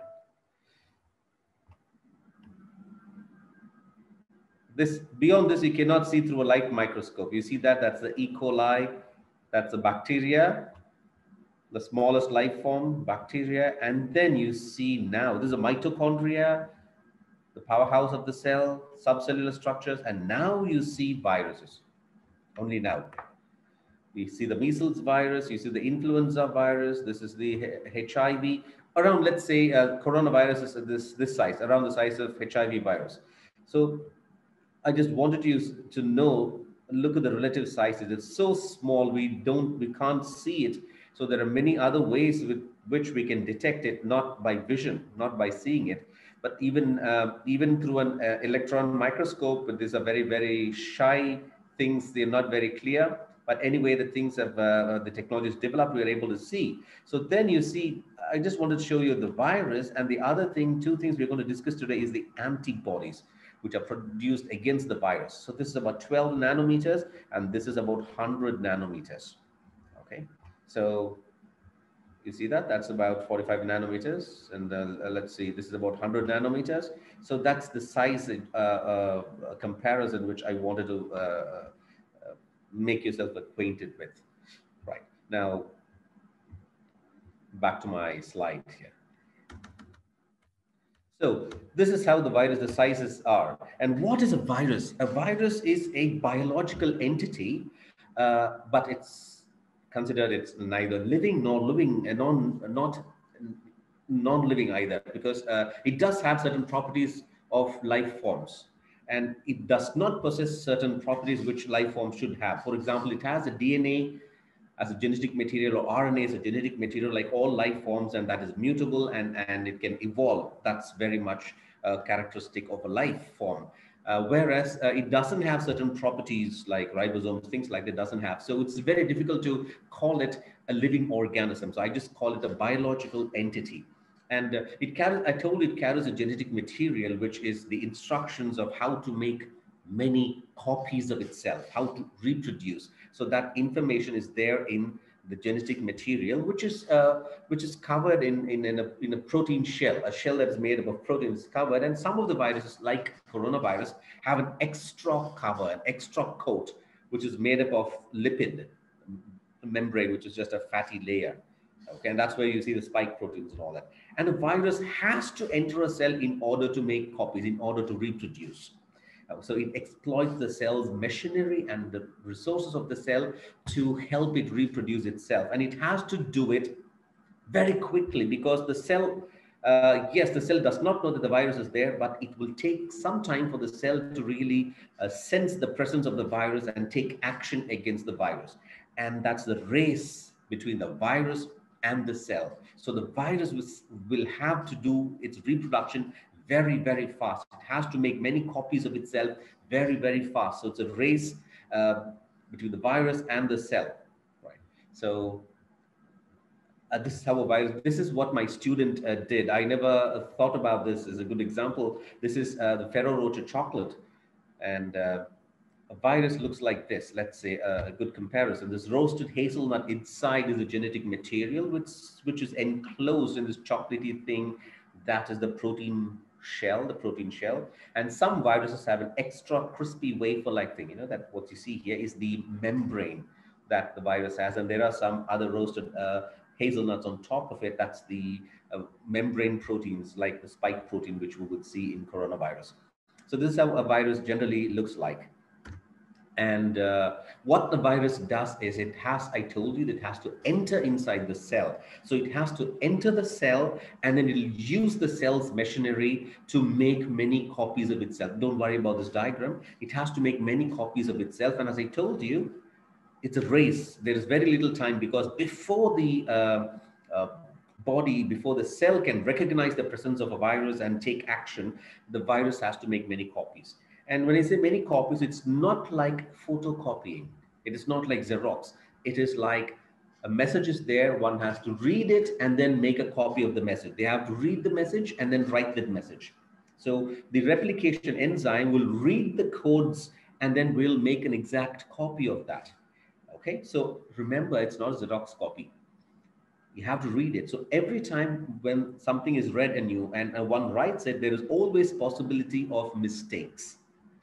So that's called mutation. So there would be possibilities of mistakes there. And as I told you, the virus is in a hurry. And when anything is done in a hurry, the mistakes increase, sometimes exponentially. So there are a lot of mistakes, a lot of mutations. So what happens is, as the virus is in a hurry and makes these mistakes, so when a virus enters inside, let's say one virus enters inside, and what it does is it makes many copies of itself. Let's say about 1,000 to 10,000 virus copies are made. Okay, so it looks like it has 1,000 to 10,000 babies, but it makes 1,000 babies, 10,000 babies in a hurry, and not all babies look alike, and not all babies are healthy. Just like when two parents have babies, the babies have properties of both parents, and it looks like the siblings are not always twins. They all look different a little bit. Just like that, there are a lot of differences. And as I told you, a lot of mistakes are made. So all these babies are not always healthy. Some maybe not much of a problem. Let's say there's a baby that has an extra finger, not a problem. It doesn't have one finger, not a problem. But if it doesn't have a hand, then, or it misses two hands, and that baby is not going to survive well. So that is a lethal mutation for the virus. The virus will not survive. That virus won't survive. There may be another virus, another baby which has a pair of extra hands. That would be very useful probably for survival. So what you see is a population of viruses every time a virus enters the cell. It makes many viruses. It's a population of viruses of various sequence mutations, and each one has an advantage or a disadvantage. The one with disadvantage, the one that is crippled or lame, those will not survive. And some of them are just normal. Some of them are super normal. They are much more fit and much more stronger. And they are the ones we call these mutations are very successful at infecting the other cell. They come out and they are much more successful. So what you see is a lot of these things. And the virus is prone to make mistakes. Okay. And since it's in a hurry, it makes more mistakes. And that is why each mistake produces a different kind of a baby, a different kind of a progeny baby virus. And That's why you have these many mutant variants, or you see different strains.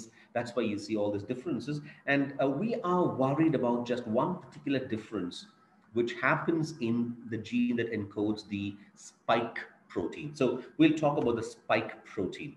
Okay, this is something which I'm interested in, but this is about the antiviral agents we have. We don't have antiviral agents that are very successful, not that much successful. So I won't talk about this. We'll talk about vaccines and all that.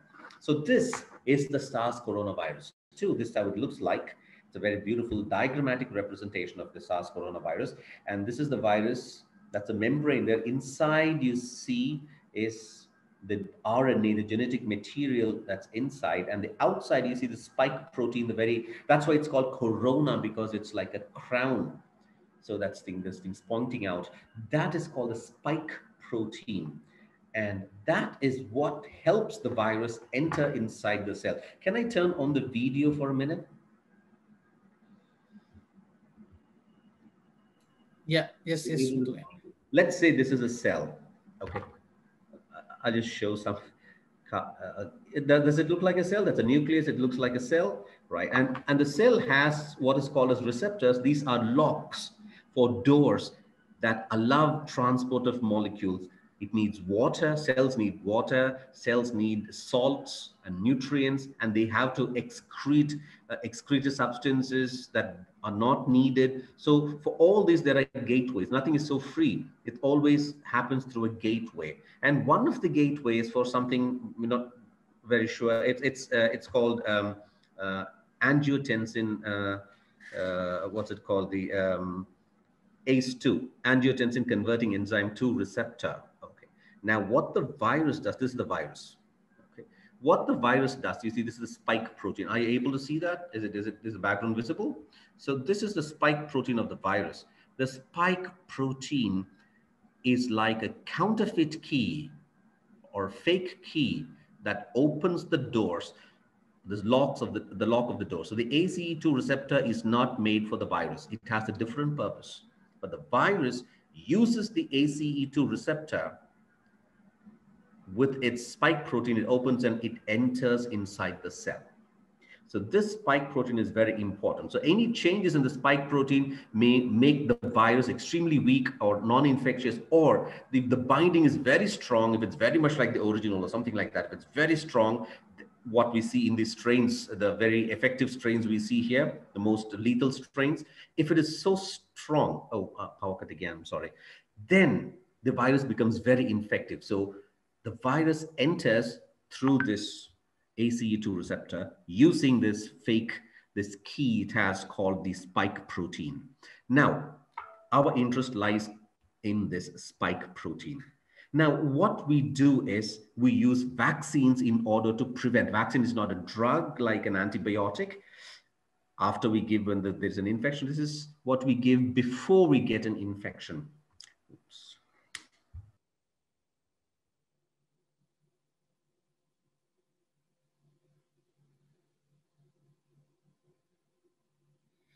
I think again, he got disconnected. So we'll go back to the questions, probably again. So the next question, Mona, you're around, Dr. Mona? I couldn't see you, Dr. Mona. Hi, I'm there. I'm at work now. Yeah, thanks. So Steffi, do you want to go for the next question? So Dr. Mona, one of the questions we had is, why do people who have got the vaccine, why are they still getting affected by COVID? Right. So the vaccine, the way it works is, it provides immunity, like it helps, it's made of some particles of the virus itself, or genetic material of the virus, which helps the body build up its own immunity against a similar virus, which is like the virus that's why it is, the immunity is stimulated by something representative of the COVID virus, say. So this is not 100%. So it's meant to, the immunity which it teaches the body to develop artificially is in a preparation for an oncoming onslaught. That means if there is another attack by the real virus, the body has got some ready-made immunity, which is able to recognize very fast and fight against it. Now, this is not absolute. It is not 100%, but it is said to prevent the severity of the illness. So if the vaccine wasn't there, the body would not have produced even that amount of immunity, or the defense mechanism would not have been that strong. And the people would have had a very severe, severe illness, which is going to be reduced by the vaccination. So the vaccination is not absolutely preventive from being positive or getting the virus, but it is going to prevent the severity of the illness due to the virus.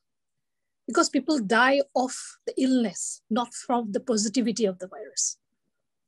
So that is significantly affected and reduced. So the risk of the disease, the COVID disease, is reduced. However, the positivity will remain.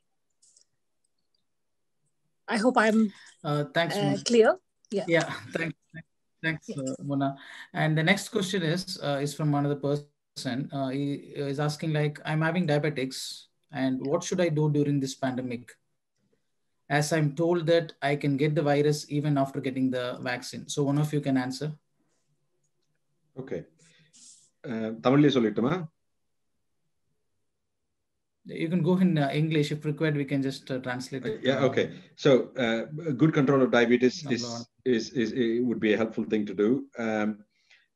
Yes, you're correct in saying that you can acquire the virus even after the vaccine, as Mona has explained. Hopefully the infectivity will be lower and also your severity of the illness will be lower.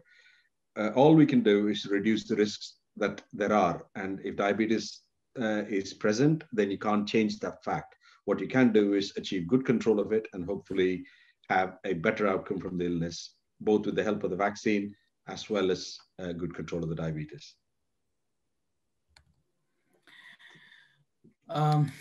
Thanks, doctor. And one more question, which has come is, I got my first dose. Should I need to wear a mask until I take my vaccine, the second dose? So the vaccination does not stop you from being infected. It reduces your infectivity, but it does not stop you from being infected. And I would suggest that even after your second dose, it is crucial that you continue to wear the mask because mask is going to be part of the toolkit in order to deal with the pandemic. And as you can see, there are different variants coming across the world.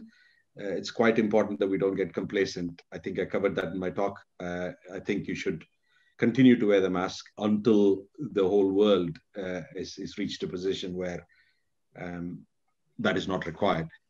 Even I would suggest, as a lung specialist, even during the pandemic, what we've seen is people don't get other common viruses and infections because we were so disciplined in wearing our mask last winter.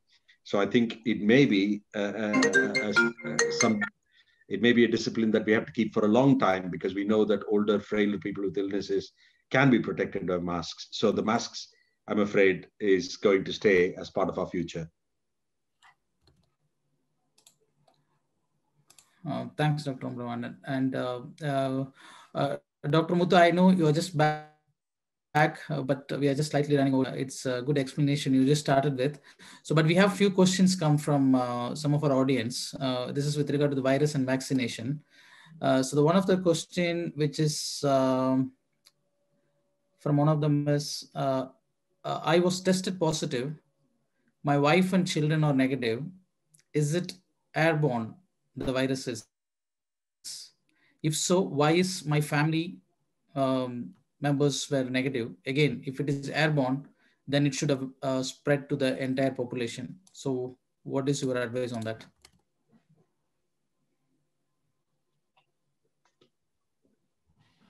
Yeah, can you hear me? Yes. Yeah. So, Dr. Amla Vernon also can contribute to this. The thing is, airborne doesn't mean it's like love is in the air. It's all spread everywhere. It's not like that. It's just that the reach is little longer. So because it was thought as only as droplet.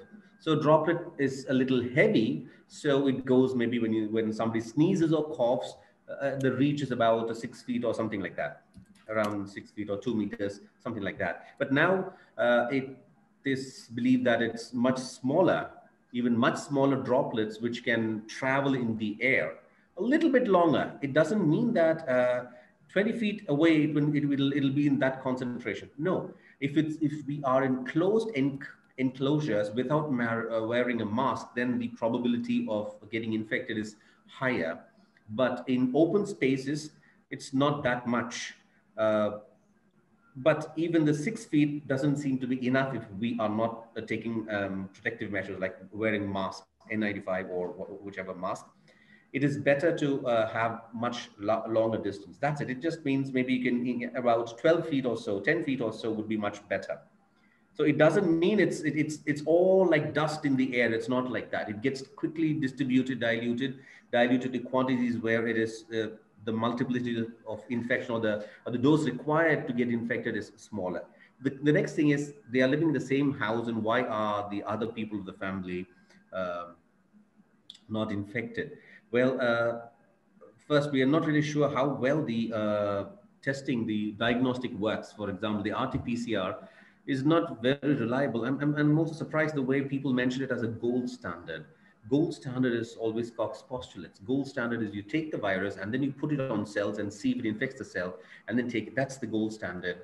An RT-PCR is not a gold standard, and it's about 60% or something like that effective. So to make it statistically significant, one has to test it twice. And what we see here, the first wave, it was different. The second wave, what we see in India is we get clusters, families and neighbors together get infected. And probably the strain is much more stronger in attachment. That's mutation, the spike protein is helping the binding much stronger and increasing the infectivity. I don't know about the UK, but in India, the things have changed. It's all whole families getting into hospitals. So that's, I'm not, maybe Dr. Amla Vernon can. No, I think you're right. I think the swab testing, the RT-PCR that you mentioned, is the key. The sensitivity is not that high. We frequently find discordance between family members being symptomatic, convincing symptoms, but negative swab, but equally a positive test with 0 symptoms. So this combination, it is not true that one person has had it and the other person is not. I think it's more than likely one person has had fairly low level of viremia or low level of particles. They've beat that off pretty quickly and they were infected for a lot smaller period, and therefore has potentially cleared the infection a lot quicker. Some people acquire the virus, make more copies of it because they're more vulnerable and therefore infect more people, and therefore more people around them will be positive. So I think there's a whole range of issues there. Yeah, I agree. And also I think the risk factors like you mentioned, like, you know, obesity, diabetes and all would add to that picture. We still don't know whether there's some genetic predisposition and there may be some genetic predisposition, as we know that some of the ethnic community are more susceptible than others. So I think, like we said, it's a disease in evolution and a learning curve is still there. Yeah, thanks, both the doctors. Next question, Steffi, have you got any questions?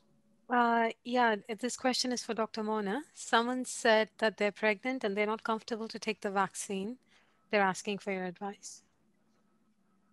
In pregnancy, yes, one can make their own choice eventually. But then it is important to discuss or consult the healthcare worker, be their midwife or the doctor in regards to this, to discuss about all the risks and the benefits of the vaccination or the risk associated if not vaccinated. So in this context, I would like to say that yes, the pregnant ladies per se are not at any higher risk than the general population for the pregnancy itself. But however, if they develop or if they contract the virus, the severity can be more in pregnant women. And Also, we have seen that there have been increased number of ICU admissions.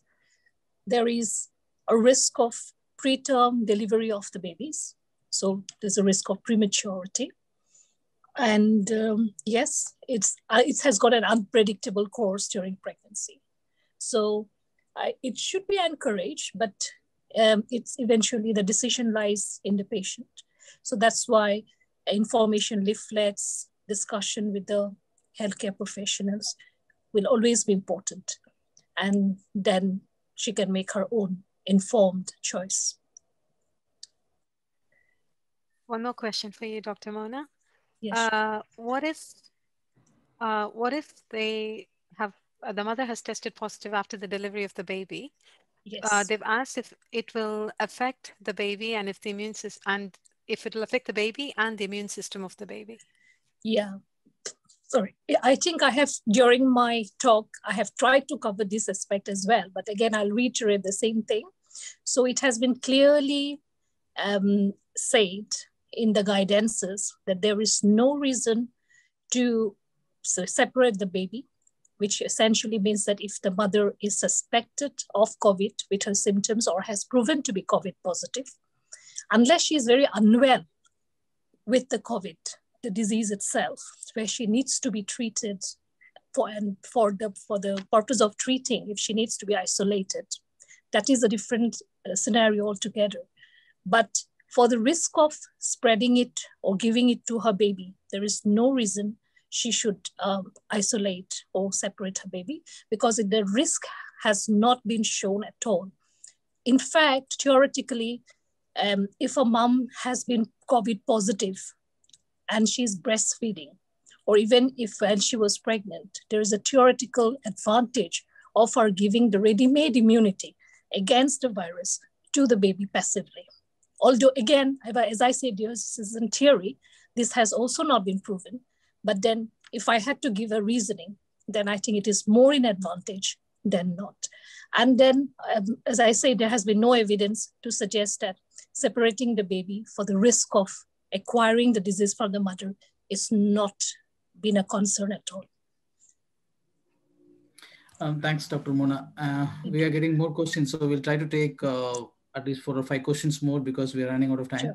Sure. So the next question which has come is the Indian variant spoken in UK is deadly? So anyone? Sorry, I didn't get the question right. Is the Indian variant spoken in UK, is it deadly? Well, I will say from whatever knowledge I have, but I'm sure my virologist colleague will add more to it. Yes, it is been found to be dangerous because it's a mutant strain.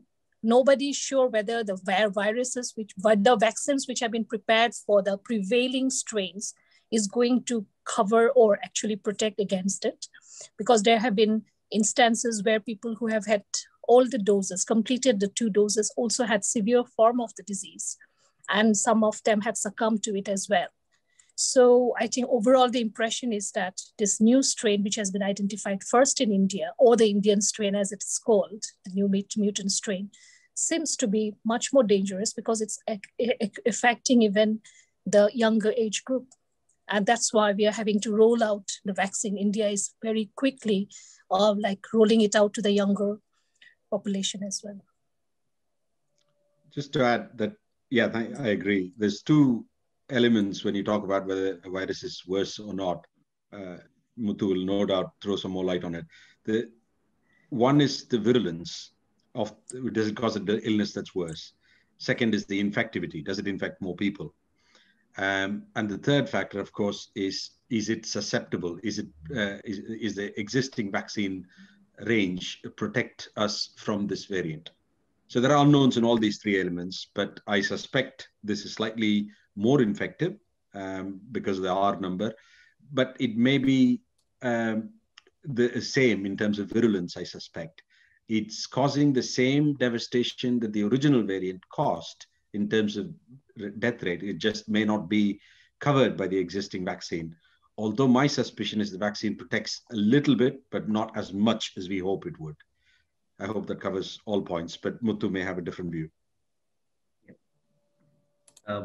yes, this seems to be, we are not sure about virulence because we see death rates, and the death rates, I'm not sure is because of virulence or it's because of late admissions and lack of beds and lack of oxygen coming at the right time. So we are not really sure about the virulence, but definitely infectivity because we see clusters.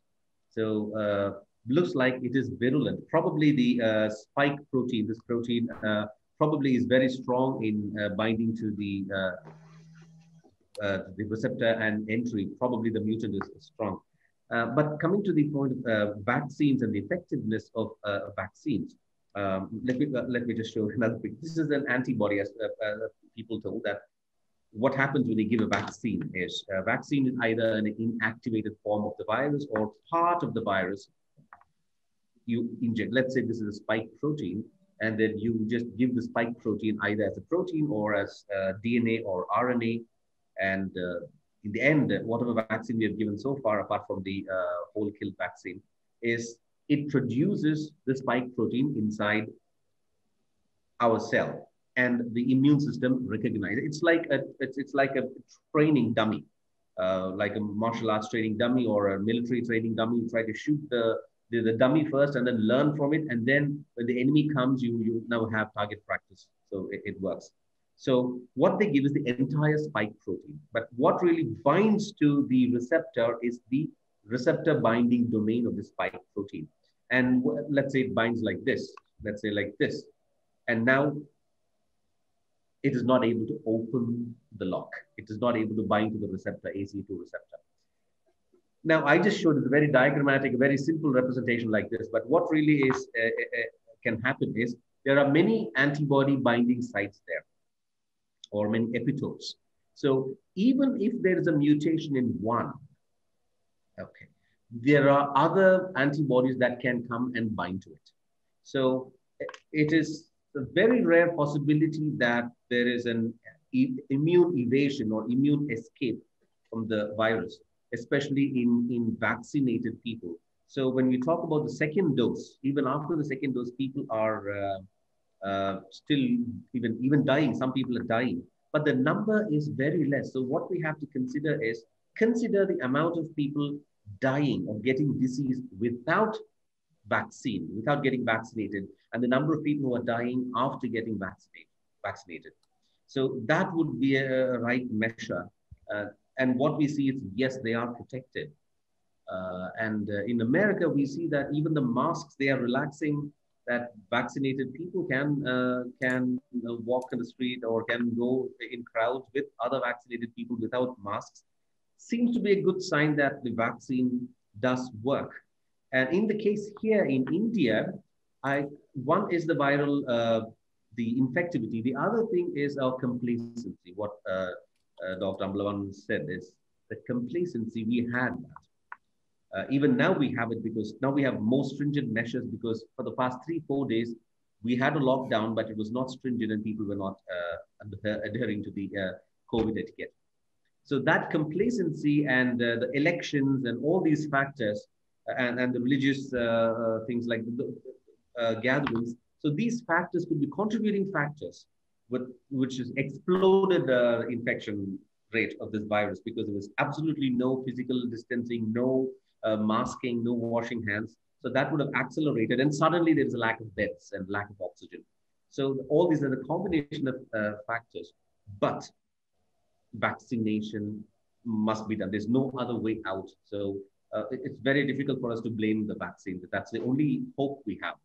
So let us not, it's very difficult to, because when I give interviews, people seem to believe what they want to believe. I just said vaccine is 95% effective, which means 5 people may get infected. And they say, look, even in spite of vaccine, they get infected. So vaccine is of no use. So it's very difficult to convince people. So we have to be very careful in wording when we talk to the public. So yeah, thanks. Like vaccine is effective. Yeah, thanks, Muthu. And Steffi, any questions? Another question for Dr. Mona again. Doctor, can you hear me? Yes, I can. Someone has asked if they can take treatment to get pregnant because they're scared of the current situation. Yes. there has been very clear instructions that even for the group of population or ladies who are getting treatment for fertility or trying to get pregnant, they can receive vaccine. Was the question about the vaccine? Am I right? I think they didn't mention the vaccine. I think it was just a general concern about the COVID. Yeah. Okay. So for them, the instructions have been that they should go ahead with the vaccine, or they should not discontinue the treatment for fertility, or there's no reason to postpone pregnancy for the sake of either getting a vaccine or the fear of contracting COVID.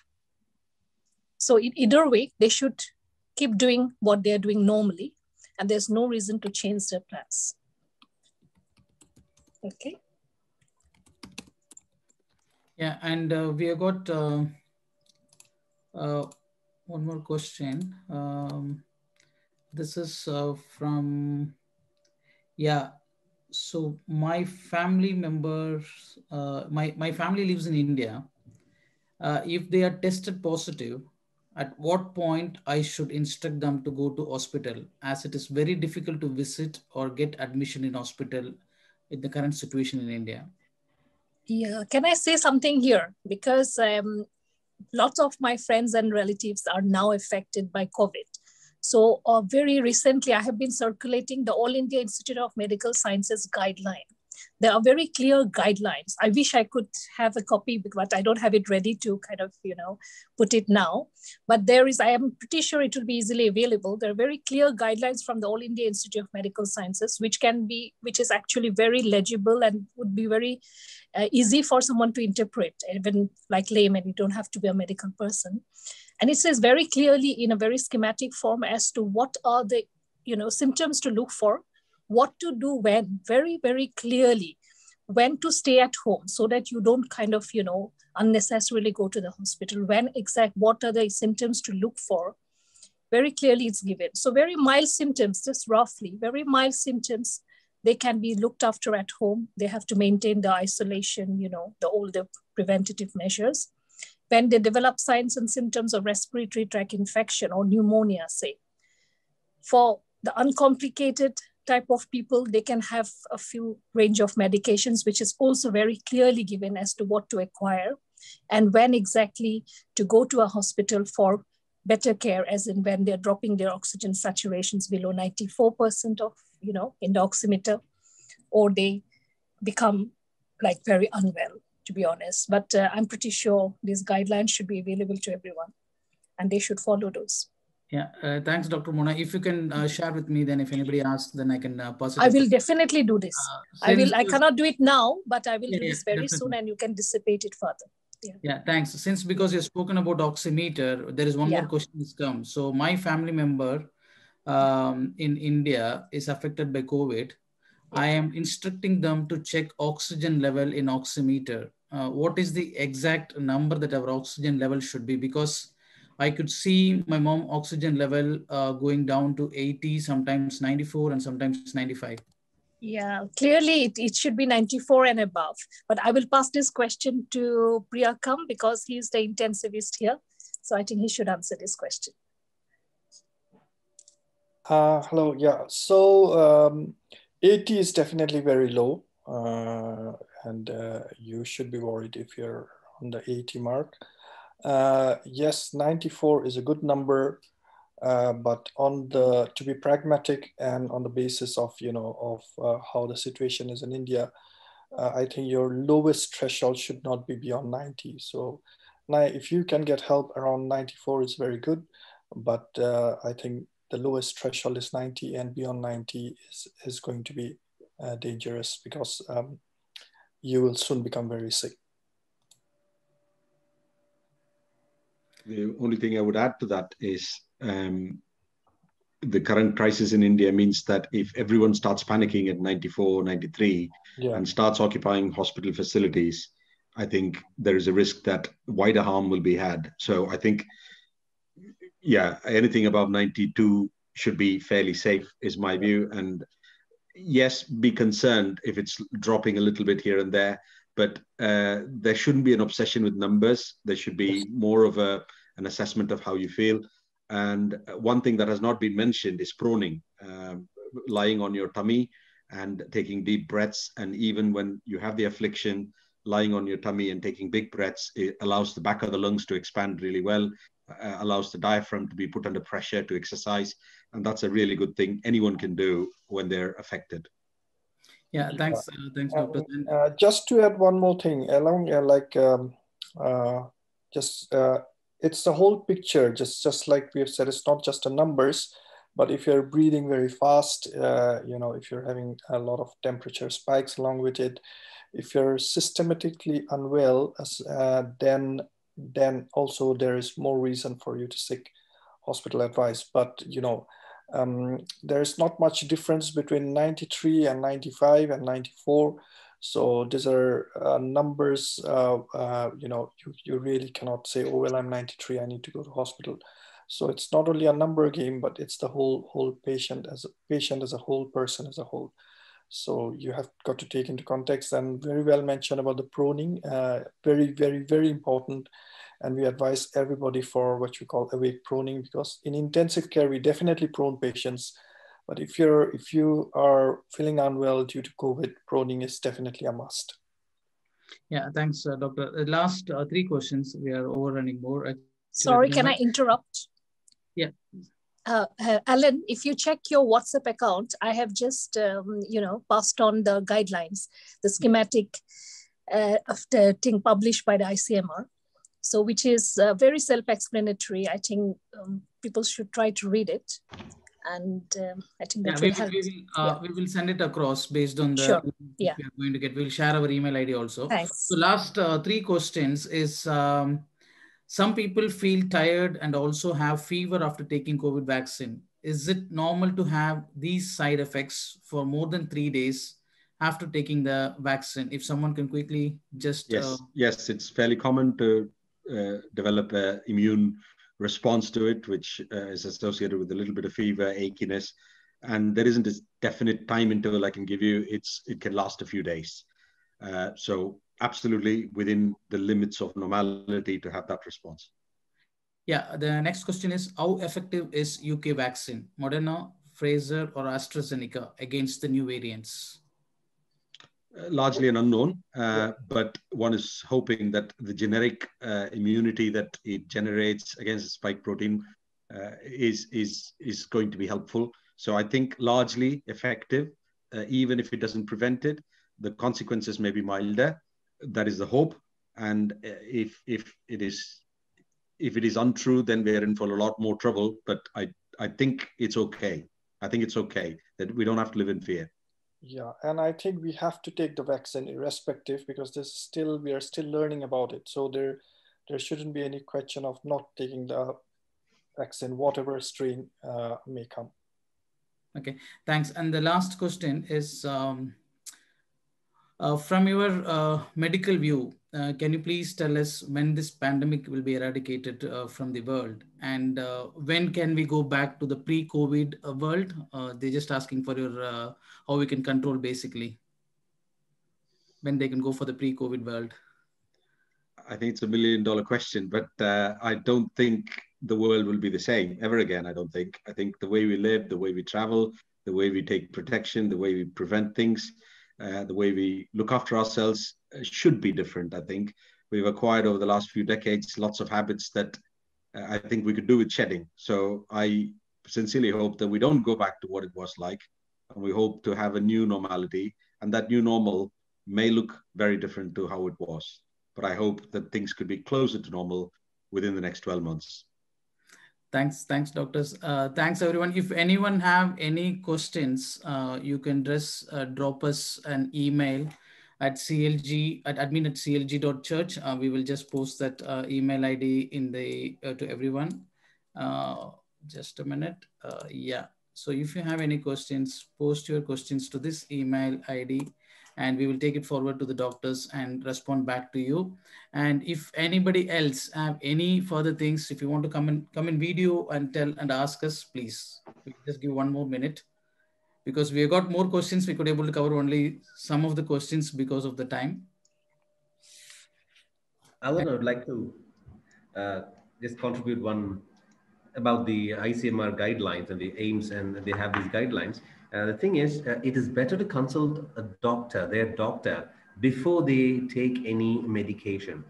A few days ago, I got a phone call from my students saying that they want remdesivir and they're willing to spend any amount of money to get it. So it's not like that. It's not over-the-counter drug, you can get it. And they're willing to do that. So, or on steroids, all these are prescription drugs that have to be done only by a doctor. So it would be better if they consult their doctor, even for vaccination, because they have these issues of clotting and things like that. So in spite of this thing they have, the recommendations, it'll be good if they could, the better thing is to always consult your doctor before medication. Yeah, thanks, Dr. Muthu, and thanks everyone for joining. We initially targeted for 90 minutes, but because of the questions and the doubts that many of them had, and thanks for the questions and thanks for the answers. And I will give the control to Pastor for closing it with prayer.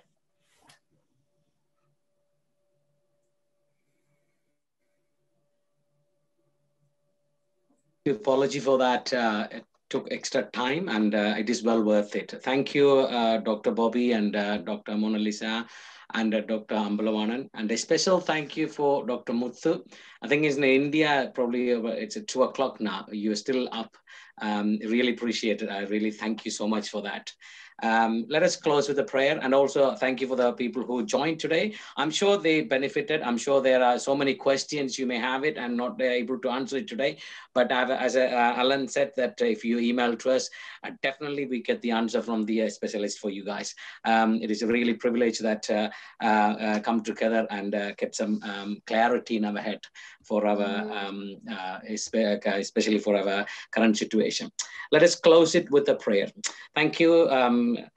Heavenly Father, we thank you for this wonderful evening, and thank you for bringing all of us together. Especially thank you for bringing the all specialized doctors to us to give us the confidence and the right answer for the questions. And I pray for their family. I pray for their provisions. I pray for their jobs, and I pray for their children. I pray for their needs, Master. And also I pray for the people who joined today. Keep them safe and guide them and protect them, Master. I pray that in the name of Jesus, Lord. Amen. Amen. Amen. Thank you. Thank you so much again. Thank you. Thank you very much. And a special thank you also organizing this event for Alan. It's wonderful to doing stuff like this and educating our people. Thank you so much. Thank you. Thank you. Thank you. Bye-bye. Thank you. Thank you.